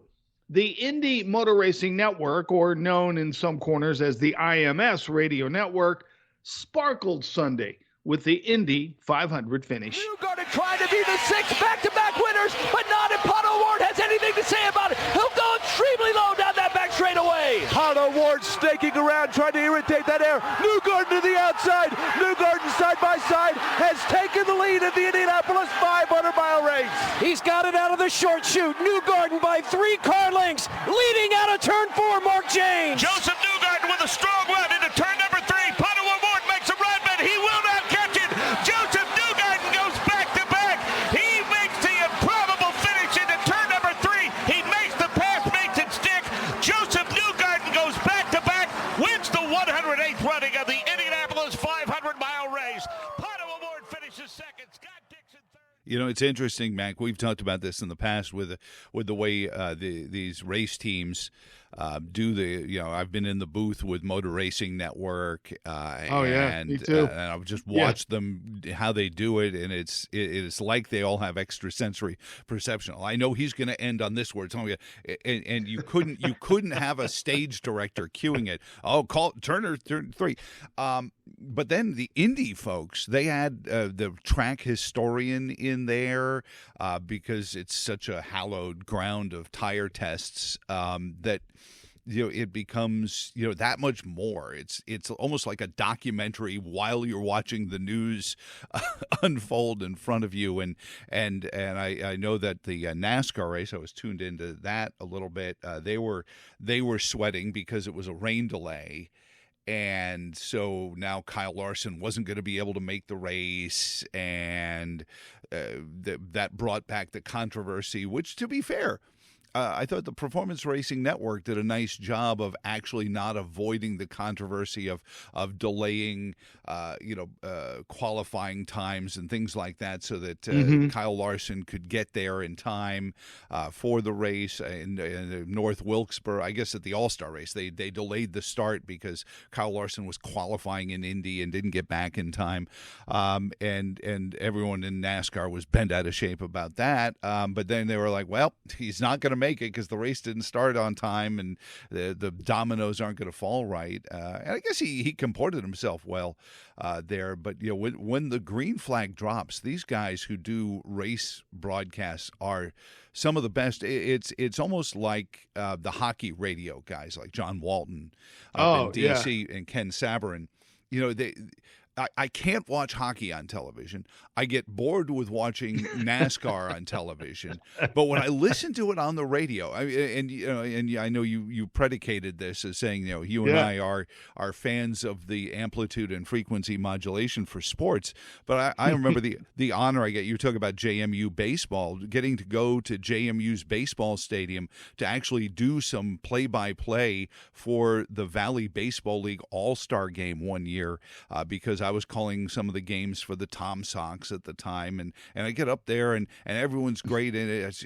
To do that, to be there to listen, because you've got to paint that picture. You can't just assume that somebody knows what's happening. It's so much better on radio. The only things that change it, if you go to a race or you go to a hockey game, you get a different feel for it. But it just doesn't translate on television the way it does on radio. And the guys who do it on radio are masters. It's almost monk-like. They have to be so tuned in.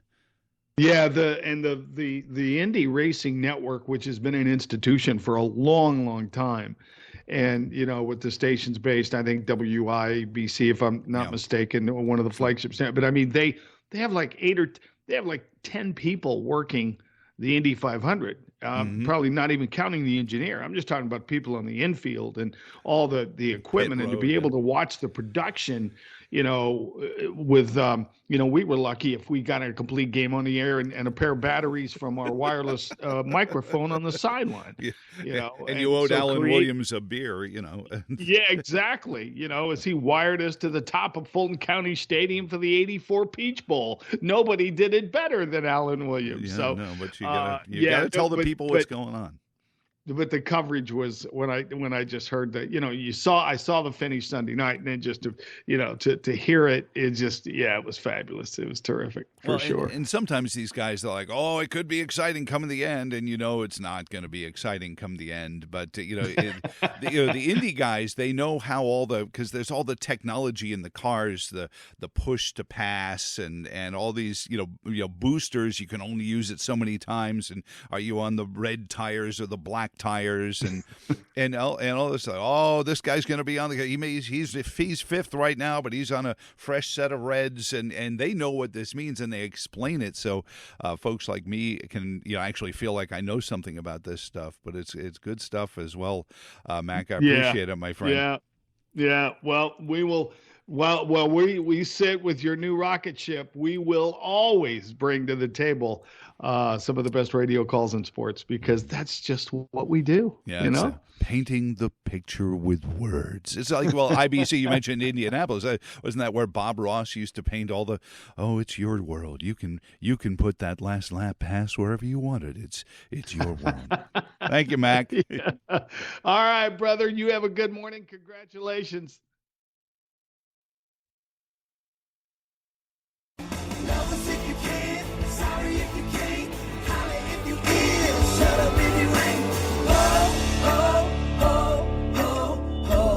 Joe Thomas in the morning out here in Podunk, where, and I say, you may not have heard this story. There is a dearth of coverage outside of the Stanton News Leader and the New York Times over Hung Kao's statements regarding Podunk, not wanting to answer questions from a journalist that he claimed was doing a hit piece on him with documents that backed up what she was saying in the Stanton News Leader, and said, I'm not going to answer all these questions from some podunk newspaper. So he doubled down on that statement over the weekend, was talking to, ironically, the Fauquier County Republican committee was doing an online forum, a Zoom forum. I'm going to take a moment and go off onto a side rail here for a moment regarding Zoom. Zoom is a wonderful thing. We've learned a lot about being able to use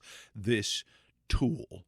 It is a tool, but too many of our elected representative bodies have grown, I'm going to use the word lazy when it comes to constituent services, to the point where we've had elected representative bodies petition the Virginia General Assembly to give them unconstitutional permission to hold all of their school board meetings and all of their county supervisor meetings in secret. I'm sorry, on Zoom, but away from the prying eyes of somebody in the public. And it's just, first off, even Mark Herring, the Attorney General prior to Jason Miyares, said at the very beginnings of COVID that for the period of the emergency, just for emergency use only, Zoom meetings for public office would be acceptable. But beyond that, for just regular running of the day-to-day operations of a government, Even Mark Herring said that. But this Fauquier committee, deciding this was how they could get Hung Kao to speak to their membership, had him on. And it's important. I mean, we've reached out. Like I said, we had Hung on during this controversial period where he was raising money through his Unleash Virginia PAC, once on my show. And then once he came on, basically when he used the PAC website to announce that he was running for the Senate nomination in Virginia. And this is what he told the Fauquier Republicans yesterday. Right, this is exactly how we should be doing this. I'll sit here all night if you want to, but it's for me to drive 6.5 hours down to Abingdon or something like that, and then to stand there with 4 other dudes to have 30 seconds to answer a question. It's just ridiculous. I mean, it's crazy. So that's his, again, showing that he has a particular viewpoint of rural Virginia. And I pointed this out. There are a lot of members of the Virginia Republican political party that feel the same way, that people in rural Virginia, small, it doesn't matter whether it's Madison, with Buchanan, you're a pain.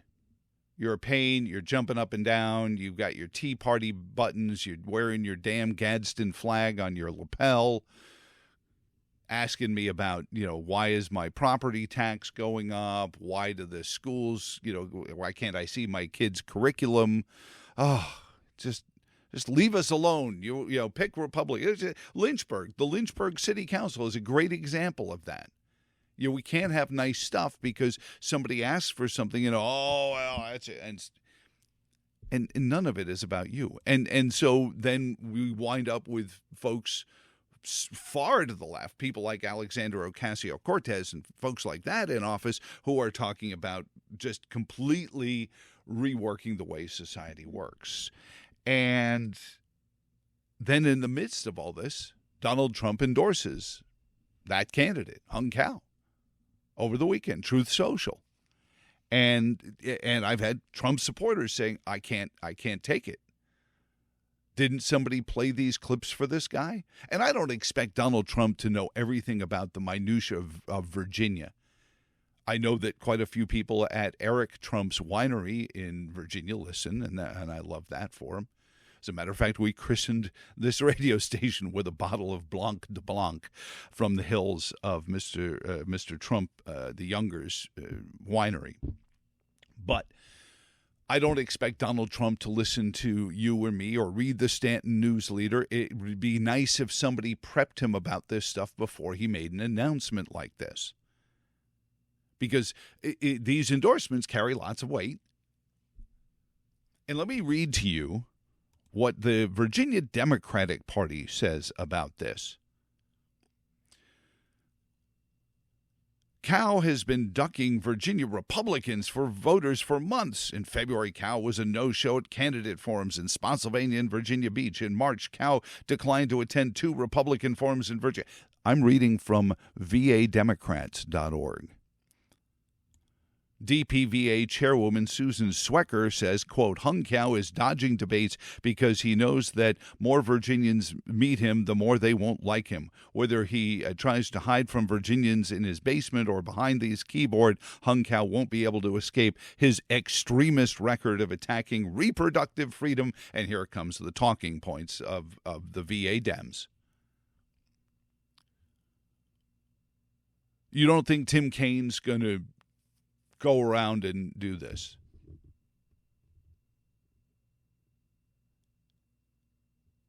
There were a lot of people, because I was there when he did it, Corey Stewart, when he was running for Senate, appeared in Charlottesville in the build-up to the 2017 riots, or as I refer to it, our summer of discontent, because people had told him that there were big crowds of people that were supposedly going to be defending Confederate monuments. They weren't. And he wound up in a big crowd with them, and it cost him. Because we chased the candlelight, the shiny object. Because being popular is what these elected officials, these podium junkies have to do. They're chasing votes all the time. But use 434-882-4217 is the phone number, or emails to joethomas@WTONradio.com. You tell me, does this change? Because Virginia was in play last week. Governor Youngkin said Virginia was down to 1 or 2 percentage points in the presidential race. That could trickle down into the 7th congressional district race. It certainly could trickle down into the Virginia Senate race. And we talked to two of Mr. Cow's opponents, in our YouTube and Rumble era, in our YouTube and Rumble session. So I've gotten permission from the guy who did the YouTube and Rumble shows to play those clips for you in the chat room segment, which is coming up at 9, JT's chat room. Hopefully we'll be able to spend some more time, sit down and dig in and talk to you about how this makes you feel about it. We've already heard from folks who are like, here we go again. Because it seems like there is a process. You run for something, you show the powers that be, and tell me that phrase doesn't rankle you. If it doesn't, then that's all good. But the powers that be watch how you run this insurgent campaign, and Hung Cow is just another of the long line of people, and the Democratic Party does it too. They see how you do in some smaller race. Oh, he really he raised a lot of money, went out and talked to a lot of people, did better than we thought was one of those phrases. And so those party elders then pick you to be the candidate of the next race. It's like America's Got Talent, only without, the talent. Joe Thomas in the morning on the new WTON. Joe Thomas in the morning. Thank you for joining in, letting us do what we do for you. But you got to interact. Got this one from fellows texting in. Upside of that phone number is it is also a way to text us into the studio. Mr. Thomas, it is so good to hear your wonderful voice on the radio this morning. Congrats. Now, I don't know if you're doing voice to text. I like to tell myself that I've, after 37 years in radio, gotten rid of my New York regionalism that I didn't think I grew up with all that much. When I first went into broadcast, people say, "Where are you from? Are you from New York? Really? You don't sound like you're from New York." Because they expect New Yorkers, we all sound like this. You forget about it. But every now and then, if I try to do voice to text, it will identify my New York regionalisms pretty quickly. So I don't know if you meant to text the word morning with that extra U, as in, black and purple bunting and somber voices, and we're in morning now. As I like to think of morning as a rebirth, and we're all here, and we're just going forward, and the stone's been rolled from the cave, and we're rolling forward. So hopefully that was a voice to text accident, not an intentional malaprop, the way Norm Crosby used to do it. I want to take a moment on this, because misinformation, you're hearing it again. We got the German military officer spreading misinformation, just going to prison there. What is real? What isn't? What is real? Who's oppressed? Who isn't oppressed? And all of that flowing around. I wanted to pick up on this story regarding information versus misinformation, because Christiane Amanpour, still on CNN, she may own CNN for all I know at this point, for back pay or something, had the dean of Columbia's journalism school, and this should make you shake in your pants, talking about misinformation as it relates to the 2024 presidential and all the other races going on. This is what he said. So I think this is not a new problem. No, obviously, but it's getting worse. It's getting worse, and the problem that I think we really confront is the learning curve for us, socially, as democratic societies.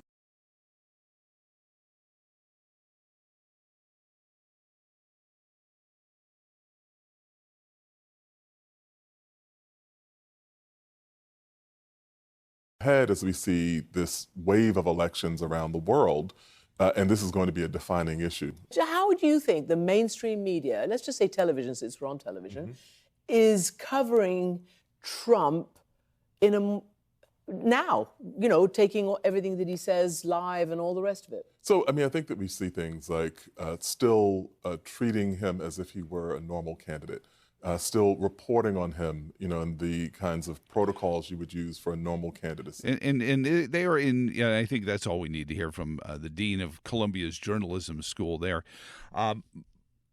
Because you hear, first off, dude, you're teaching journalism. How do you fight misinformation? I'm a guy who didn't. I've worked with lots of journalists, great ones, not so great ones. The great ones I've worked for have always been about ask the next question. Who, what, when, where, how, and why. See, what's happened is who, what, when, where, why has just become who, what, when, and then we insert why. And I understand why it happens. People like me are more popular than the reporters that I'm trying to hire. Not to me, they're not. People. When I first took my job first time in Virginia, the owner of the radio station, or the general manager, said, "What's the most important thing you have to make this radio station successful?" I said, "A newsroom." They said, "Why do you say that?" I said, "Because if you think hiring me and expecting me to, make the station popular is a fool's errand. People tune in to stations like this to hear that the Waynesboro City Council is going to have a public forum tonight on adding $1.395 million to their budget. $800,000 of it going to the schools in capital improvement monies. Read slush fund. Now, you may say that's important, but I've talked to an awful lot of people since we purchased this radio station who either start in with, "Oh, great, another guy from Charlottesville coming here who's going to bring all his Charlottesville ways here." You obviously haven't listened to this program at all.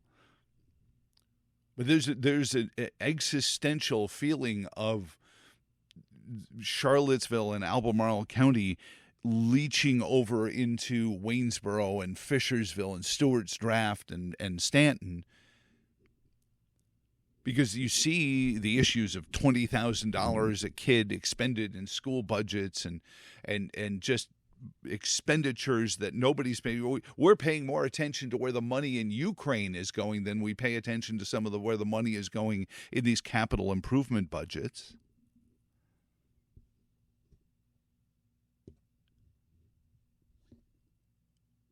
But these journalists that I've worked with, you just have to keep, ask that next question. It's not about, and somebody emailed me, he says, "How come you didn't ask Ben Cline about hung cow?" Well, because it's not a Ben Cline question. I want to ask Rich Anderson, the chair of the Republican Party of Virginia. I specifically reached out to Rich and said, "Hey, will you come on the program and tell me about this?" Because I think the Republican Party of Virginia needs to take a stand on whether or not anything outside of the D.C., Richmond, Hampton Roads blue sickle is worth campaigning to, or have they taken it? Dr. Clark called earlier and said, "I think it's just they take those counties for granted that you're going to win them." But the numbers, if you win Campbell County by 2 points, you still get to mark it down as a red county, but you need to win those counties by 15 or 20 points if you're going to have any luck in overwhelming or compensating for Fairfax and Loudoun. And that's where Glenn Youngkin and Winsome Sears and Jason Miyares, because they actually overperformed in Loudoun and Winchester. They didn't carry the counties, but they were a lot closer than they would have been anywhere else, and they super performed in the red counties of Virginia.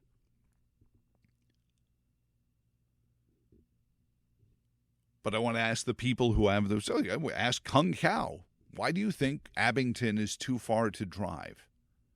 Will it be too far to drive when you're a U.S. Senator, sir? Because Tim Kaine's going to ask this.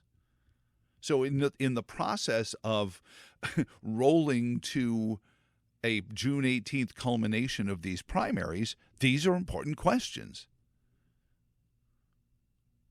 What is Scott Parkinson or Jonathan Emord or Eddie Garcia? And we haven't talked to all of them, but we did at the end of last week in our final YouTube Rumble throwdown. Get with a couple of the candidates who are running for the Virginia Senate nomination on the idea of the news leader story. So we're going to go pull that audio for our chat room. But I want to, once you get into the office, once you get to where you can opine a little bit, throw an email to Joe Thomas at WTONradio.com. Or you can call. You get to your desk and you can pretend you're on with a vendor and just go, hey, Joe, in my cubicle. So we're going to expand. The old show ended at 9. We're going to go on.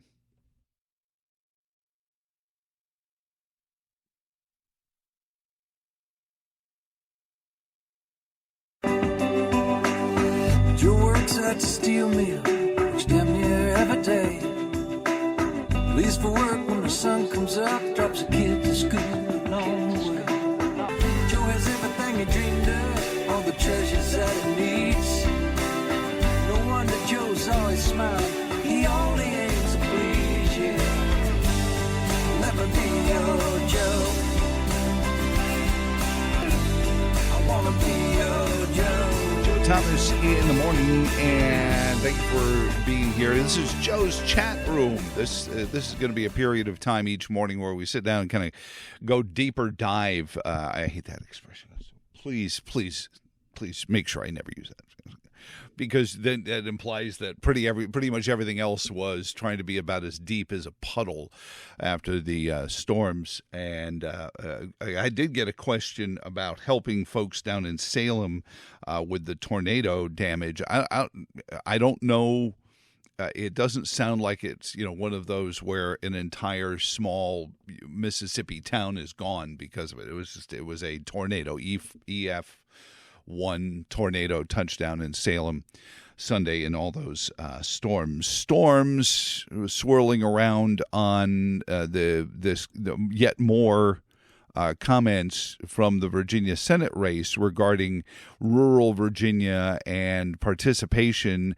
This is Hung Kao talking to the Fauquier County Republican Committee on how great it is that they don't have to make him come and be in person with their membership. Clark County is right down the street. I'd love to come down there. Just put everybody together. But what you guys did here, I love what you guys did here. This is ingenious. I wish everybody else would do it. Like I said, they want to do 47 forums. I'm standing on the stage talking with 4 dudes, answering the same questions. By the end of the night, we all said the same thing. Yeah, whatever he said, whatever he said. That's why I stopped going to these things, because it's so ridiculous that I'm standing up there with the 4 same dudes, saying the same things, answering the same questions. Thank you, Fauquier County, for doing this. You guys are just, I love you guys so much. Honestly, I'm not just saying that because I want your vote, but no, seriously, I really love you guys because you guys know how to do this right. This is exactly how we should be doing this. I'll sit here all night if you want to, but it's for me to drive 6.5 hours down to Abingdon or something like that, and then to stand there with 4 other dudes to have 30 seconds to answer a question. It's just ridiculous. I mean, it's crazy. So, and plenty of people have had reaction to this, and this is hard on the heels of whether or not he deserves to answer questions from the Stanton News Leader, to which he referred to them as a podunk newspaper. Here on Podunk Radio, we have been ghosted long before this. It's not like, gee, Joe, can't imagine why Hung Kao's not calling you for a comment. Ever since the day he announced his candidacy, I've been trying to get him back on the program, and either he's changed all the people who were there when he first came on with us, or he's just not interested in Podunk Radio either. He said that on a podcast that nobody, I asked people in the podcast world, I said, who is this Alex Mace guy? And they're like, no, sounds a little like Sean Hannity to me. I don't know, but nobody knew who he was, but he was a New York-based podcaster where he made the Podunk comments, which led me to reach out to some of the folks who were running against him since I couldn't get hung. Yeah, that's one of those phrases that sounded better in rehearsal, didn't it? Since I couldn't get Mr. Cow to comment on it. I reached out. We did talk to some of his opponents last week when he made it. This was just podcast and YouTube channel stuff, so I think I have permission to play my own program on the air here on WTON Radio. I was talking with Eddie Garcia. Am I overstating? Because I said that this, unfortunately for us, we've had a good number of days already where people are casting ballots in the Senate primary.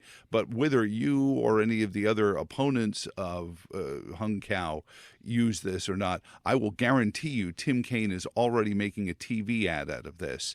What is your view as somebody who's trying to win this nomination regarding this reference to nuisance questions from the Stanton News Leader as just a podunk newspaper trying to cause some trouble?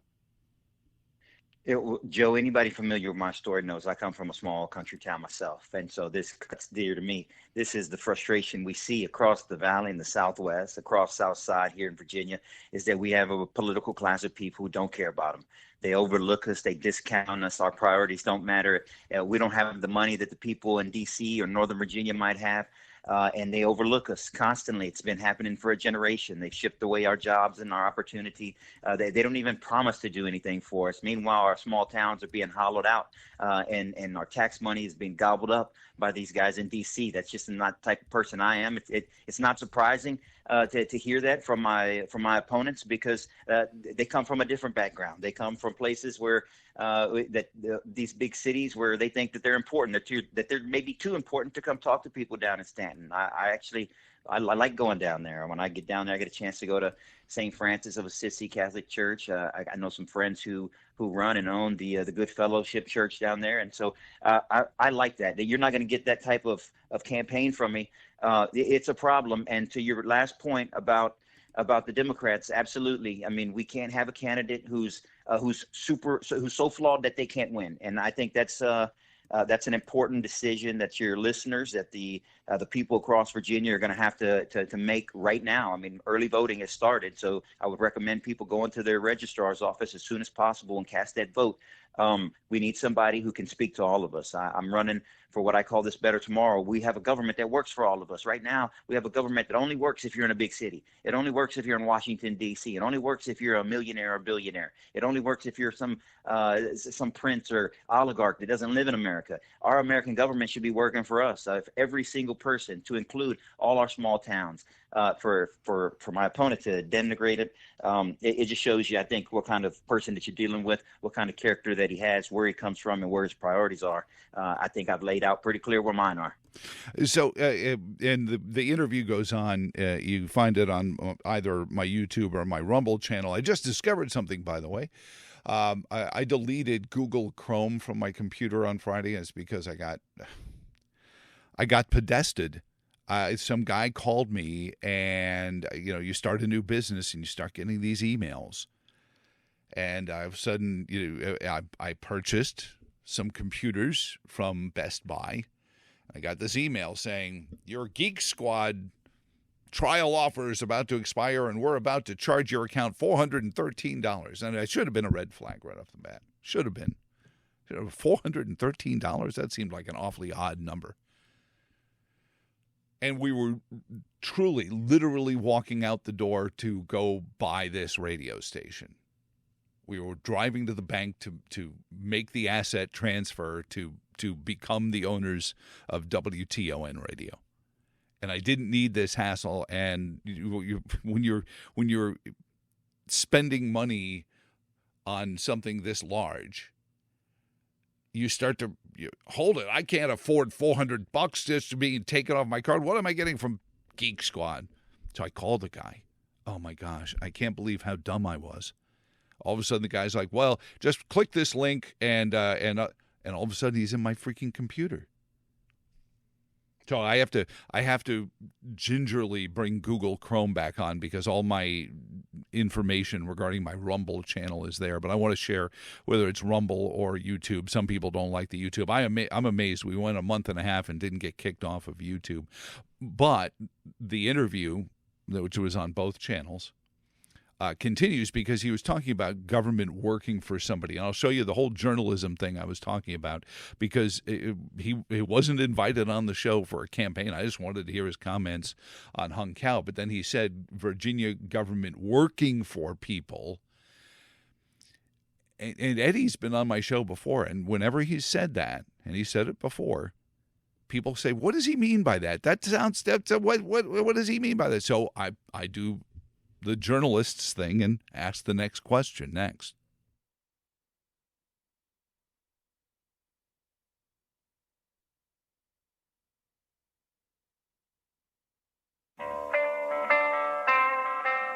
Joe Thomas in the morning. Thank you for joining in, letting us do what we do here at 434-882-4217. If you're just joining in progress, we do this every morning. Break it down, chew on it for a while. No pretext. Everybody is welcome. Believe me, I grew up, and I mentioned this earlier, talking about podunk. I grew up in the biggest city in America. And somebody asked me, I started a job in State College, Pennsylvania. And it was like, well, what's New York? How's growing up in Queens? Yes, like President Trump, I grew up in Queens, and I do have an unusual haircut. I said, well, you know how, Waynesboro is here and Stanton's over there? I said, in Queens, you have Bayside and Flushing, kind of the same idea, but there's no gap in between. It's just, you cross a boulevard. You don't have to drive half an hour. That's about the only difference. And we're all just kicking around there with it. But the idea that you're listening by yourself is something that's been imperative to me. It was drilled into my head when we got into it. The only thing you can really guarantee about a radio listener is that they are sitting by themselves. I mean, you may be in an office listening through earbuds or something, and there are other people around, but they're not listening to the same thing you are. It's not one of those community things anyway. So we were talking about this podunk comment regarding Stanton, the news leader, and the like. And Eddie Garcia mentioned in the segment you just heard that he wants government that can work for people. And I had to ask him, because people asked me when Eddie said it before, what does that mean? And Eddie, bless you for taking jump in with us here. And you last time you were on with us, you were talking about government working for people, and it is a phrase that people hear and they go, what does that mean? Talk about what that means, because to me, a government working for me means protecting my rights, making sure that I can speak freely, can associate with who I want to without the government interference, drive where I want to, visit who I want to without the government interference, spend what I want on things that our legislators have deemed to be legal, and not have to worry about the government inserting itself in there. What does a government that works for us and gets out of the way of the jobs that we could have? I mean, we have a housing crisis, we have a poverty crisis, where people can't find the work that they need in order to make enough money to live in the communities that they have. Even in Stanton and Waynesboro, a lot of people from Charlottesville move there because they can afford it there. When you say a government that works for people, take us into the concept of that, Eddie. Well, a government that works for people, Joe, is one that does the simple things. We don't need our government to do everything, but we do need our government to do some things. And the some things that it does, it needs to work well, and it needs to work on behalf of us. So we need to secure our borders. We have a national security threat at our border. We have a humanitarian crisis at our border. We have smuggling and drug rings that are at our border, and the fentanyl that comes across kills Americans. The traffickers that come across, they harm Americans. These unaccompanied minors that are coming across are crowding our schools and hurting our inner cities and our low-income public school systems. A government that works for us helps seniors stay in their homes. A government that works for us gets veterans that are suffering with PTSD and mental illness off the streets and the care that they need. A government that works for us rebuilds a military so that we can be strong, not so that we can attack, but so that we can defend ourselves. It doesn't have to do a lot. It just has to do some of the basic things that it's supposed to do. It can give school choice to parents, so they can choose how and when to educate their kids. We can eliminate taxes on seniors to keep money in their pockets. A government that is focused on Americans. Right now, we take in $4.7 trillion of taxpayer dollars, and we dole it out to the people who already have so much. They give it to corporations. They give tax breaks to billion-dollar endowments in the Ivy Leagues. They give hundreds of billions across to Ukraine and around the world. And we have families that are struggling. And these are the same people. These are the same people in Washington, D.C., that when you have a struggling mom in a small town that's making under $30,000 or $40,000 and their kids are getting free lunch and free breakfast, 2 meals a day that they need in public school, these are the same people that tell you we don't have enough money to fund that kid's lunch and breakfast, but we do have enough money to give to Silicon Valley Bank when they make wrong decisions and on the verge of collapse. We can come up with $500 billion, $500 billion for the rich and the powerful, but not for those small towns, not for those kids that are struggling through no fault of their own. That is what I mean. We have a government whose priorities are everywhere else. They're not where they should be, which is focused on us, the American people. All right. That was Eddie Garcia from last week when we didn't have a radio station, so I wanted to put it out. We also talked to Jonathan Amort about the podunk stuff, but that the point he was making is one that comes up frequently. As a matter of fact, in his Memorial Day address, President Biden brought that same imagery and used it. This was do we have his clip from his Memorial Day speech at bless him, he was at Arlington.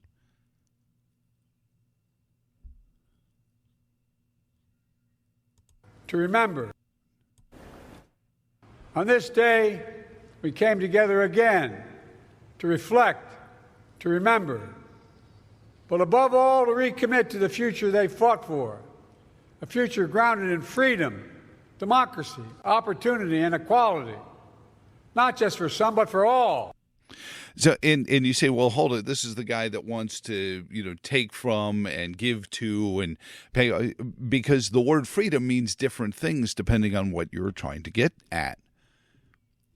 When Eddie says, we want the government to make sure that moms can pick the school they want, but the leftist says, no, we want the government to actually run the schools and take the kids off the parents' hands. So you can say the same thing about even the same topic, and this is where you wind up at loggerheads. And you can cherry pick through issue. My friends on the left will point to some situation where there was a horrific child abuse story and say, "Oh, what about parents' rights?" No, smart guy. And it's this blanket approach. America is built on, as we said at the onset, the idea that you're sitting by yourself. You're sitting by yourself, and you are not coerced into believing what you believe.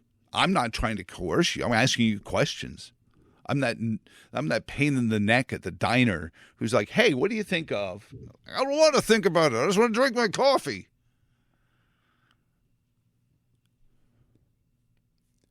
So if there's a bad parent, you punish them. The way a liberty society works is you have to first and foremost understand there are going to be bad people who have not lived right. It's the hardest concept to come up with. But if you're going to have a free society, it has to be based on the idea of people are going to do bad things. Because we are broken, we all have, whether you want to talk about our 7 vices, because we talk about our 7 vices way more than we talk about the 7 counterbalancing virtues. Because it's fun to indulge our vices.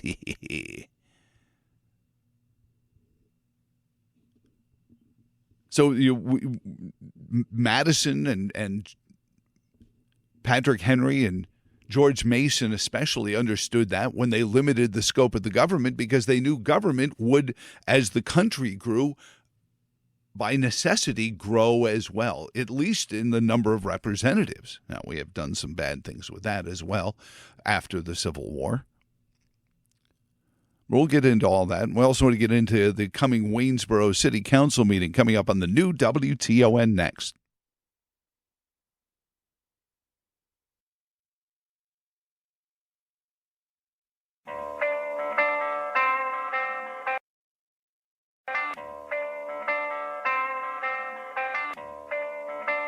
Thomas in the morning. Thank you for joining in. And this is what the segment of the program we're going to call JT's Chat Room.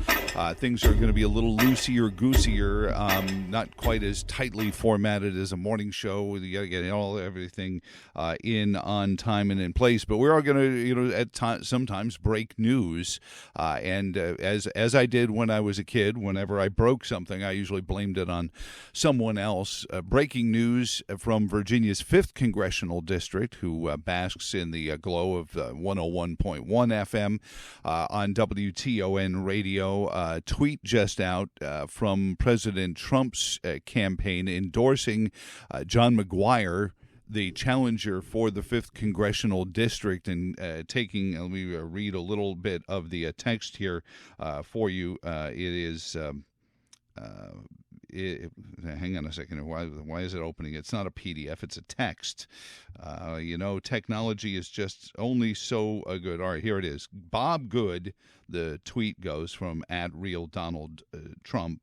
Bob Good is bad for Virginia, bad for the USA. He turned his back on our incredible movement and was constantly attacking and fighting me until recently when he gave me a warm and quote-unquote loving endorsement. But really, it was too late. The damage has been done. I want to make America great again, and the person that can help me do that is Navy SEAL and highly respected state legislator John McGuire, a true American hero. Joining us from, I'm not sure where she is. She said she spoke with, I think she said she spoke to President Trump over the weekend. She is Trump chair for the Commonwealth of Virginia.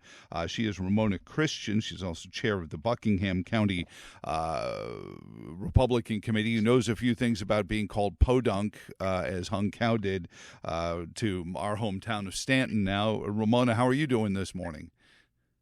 I'm doing well, and I'm not the actual chair of the state. I just help. I do work all over the state, but yes, I am very happy today. I had a personal conversation with President Trump Saturday at the Libertarian Conference, and he was asking me in Virginia, and I was telling him absolutely we're gonna give you Virginia, sir, and I was thanking him for nominating me and appointing me to the RNC Platform Committee.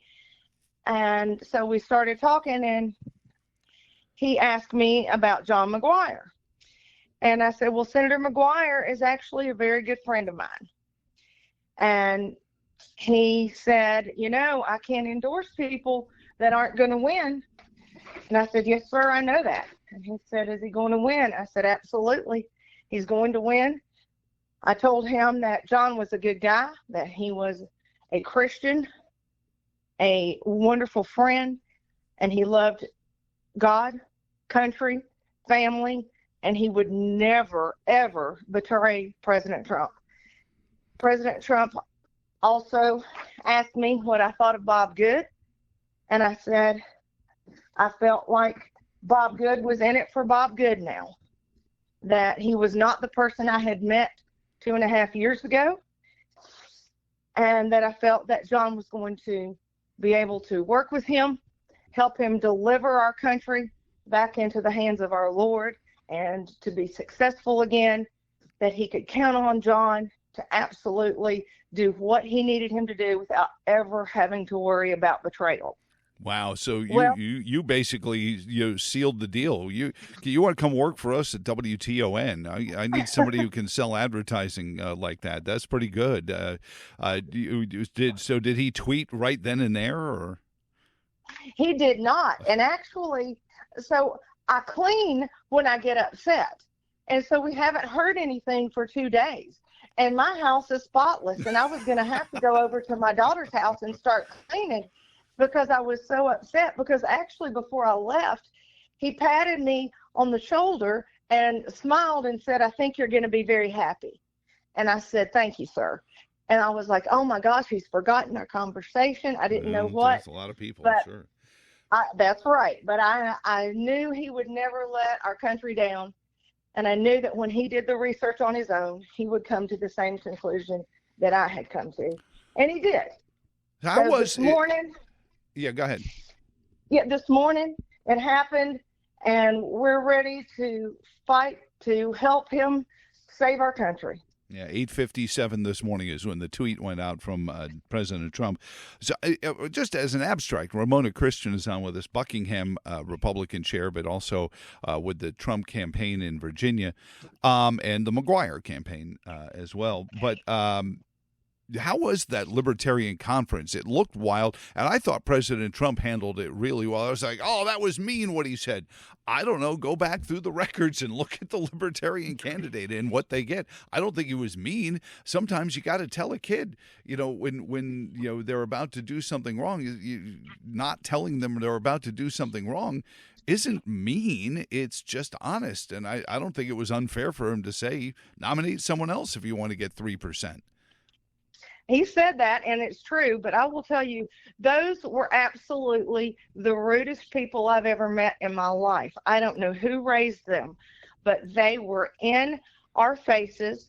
The chair of the Libertarian Party stood up on the stage and said pretty much, if the Trump supporters did not get out of the front row seats, she was going to come down there and get in a chair fight herself with them. Wow. And we had taken over the first 5 Hold on, Ramona.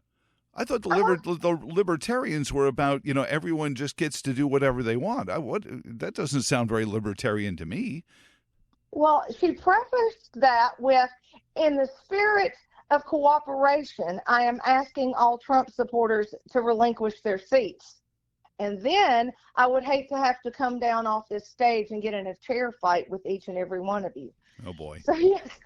And our guys did not want to move, but several of us just went up to them and said, can we please give these seats up? Even though they had gotten there at noon, stood in line like everyone else for their seats. The event was free, so there was no ticket to be purchased to it. So they had a right to those seats, but we did give them up. We did sit over to the side, and then they sat chairs in front of us and stood on the chairs so we could not sit. Oh, my goodness. Wow. It doesn't sound like you were very welcome there, and it didn't sound it from the audio I heard. So back to Virginia. When President Trump talked to you, Ramona, he didn't ask you about hung cow, did he? He did not ask about hung cow. Because that's turned into a brouhaha here in our new hometown in Stanton, where he referred to Stanton as podunk, and then yet just over the weekend said it's not worth driving to Abington to talk to voters there. But President Trump endorsed him. I wished he had talked to you, and you could have said, "Hang on a second, Mr. President. We in small town Virginia." Abington is my hometown. Yeah. Abington is my hometown. Abington and Emory. Yeah, he did ask me about Governor Youngkin, and he said, "So what about Governor Youngkin?" And I said, "Well, sir, he is actually leading our presidential delegation to the presidential convention, and our attorney general is also leading that delegation. So they will be with us, and we will be there in force for you in July." And he said, "That's good to know. Nobody has told me that." Well, I'm glad you were there for that. I'm glad I could tell you something you didn't know. Ramona, it's good to catch up with you. I've got to run here, but thank you for catching us up on the events of the weekend, and of course, breaking news: Donald Trump has endorsed John McGuire in Virginia's 5th congressional district race. You have a wonderful morning, and if you still feel like cleaning, I could use some work around the studios of WTON. I'll send you the address, but you have a great morning. Okay, you too. Thank you. 434, bye-bye, 434-882-4217. We will get into the Waynesboro City Council meeting coming up next on Joe Thomas in the Morning.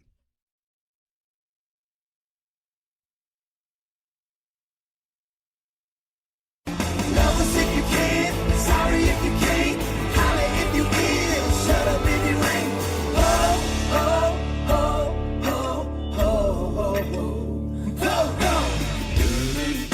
Joe Thomas in the morning, 434. We're going to wear that out, aren't we? 434-882-4217. That's the phone number. Emails come into Joe Thomas at WTONradio.com. So we mentioned Waynesboro City Council public comment session tonight on an amendment to the budget to the tune of $1.395 million and amending the budget increase, $1.395 million. In that, the general fund will get $210,000. That they would use $137,000 for public safety. Economic development, $67,000. $33,000 to operational expenditures for the Office of Youth, Office on Youth. The Water Fund is going to get $1,000. $300,000 to capital expenditures in the Capital Improvement Fund. So even within the capital improvement budget, there's a capital improvement budget. And then school operating fund is going to get it, and this is open to public comment. So tonight's city council meeting at 7 in Waynesboro is to hear from you about it, and $850,000 for capital expenditures in the school operating fund. And, you know, unfortunately, we find ourselves in these world, and I'm a bad yardstick. I really am. Because my high school was built in 1933. Still not full. The neighborhood's grown. It was contracted. I think when I was there, all 4 floors of it. Yeah, it looks like the front building of a penitentiary. If you ever watched the TV show White Shadow, there was a 2-part episode with Ken Howard going back home because his dad was having issues. I think it was one of those early instances where somebody talked about dementia in pop culture. And they used my high school as the set for his alma mater. Sure, and if you see that old episode of The White Shadow, it's a 2-parter, but you see it, and you're like, oh my gosh, you go to high school in a prison? That's what everything it looked like when they built it in the WPA eras of the Depression. But you got to build schools. Schools make jobs. I first moved to Virginia. That was the big Donnybrook to the east of Charlottesville county called Fluvanna was going to build a high school because, well, high schools made jobs. And it was something they could do with taxpayer money that actually, did something. Goes back to that conversation we had about a half hour ago where I asked Eddie Garcia, what does he mean when he says a government that works for people? They build schools. Do we need schools? Well, I mean, that's a Pyrrhic argument. I mean, how do you define, do we need a new school or do we need construction or something? And certainly $850,000 isn't going to build you a school. Bet it did in 1933 when they built my high school, a high school that also produced the current mayor of New York. Yeah, he was a classmate of mine. I didn't know him. But up on the dais will be a discussion about an additional $1.395 million into the city of Waynesboro budget. They'll also have a public hearing on tipping fees at the dump. But all of this revolves around the cost of doing government. You've heard of it's the cost of doing business. Well, what is the cost of doing government? And it really is right in where our discussion was when President Biden talked about freedom. What is freedom? Free to or free from? Free for or free from?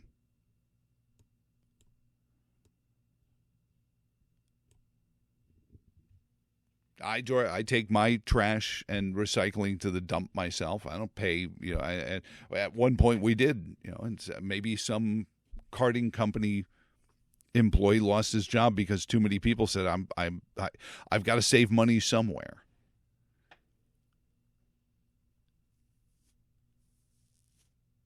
And are you looking for freedom from concern or freedom for concern? Unfortunately, too many people, and this goes into why we frequently will refer to our streets as gaslit streets, not because I look forward to the day when we have gaslighters running up and down the street and we actually are gaslit, although it's probably cheaper than the electricity right now, unless we get that from gas too. But I mean gaslit in the you're the reason we do these things to you.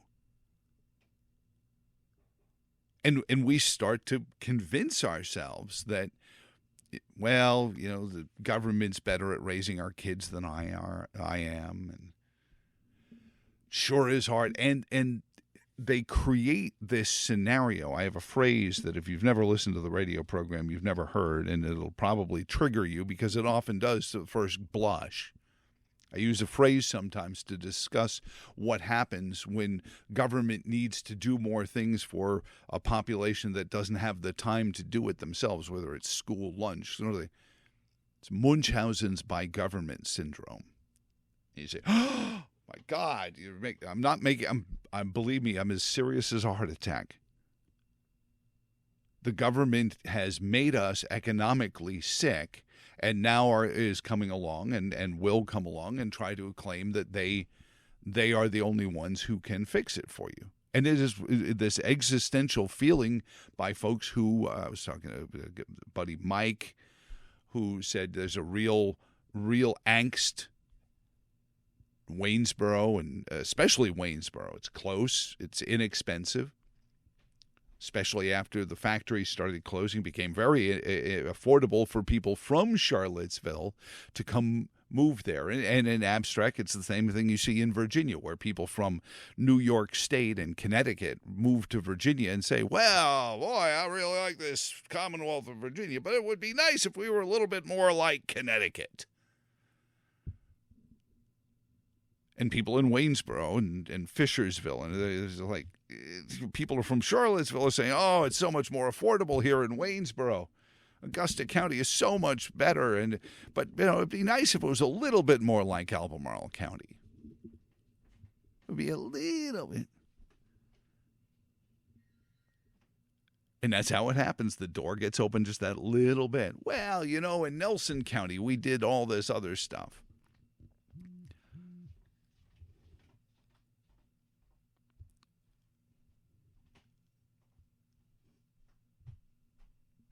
And it's the premise that President Biden uses when he says freedom. He means freedom from concern, freedom from worry.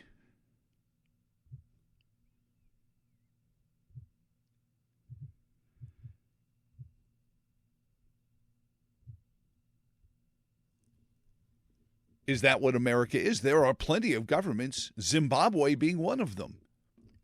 That was one of the original reparation states when it stopped being South Rhodesia. Just collapsed. Its economy just collapsed for the second time. And this is the reason. It's not because you like or dislike some political candidate, but the ideas of a government that can create freedom from is not how it works. Anyway, until tomorrow, for all of us here on Joe Thomas in the Morning and the new WTON, so long, and thanks for all the fish.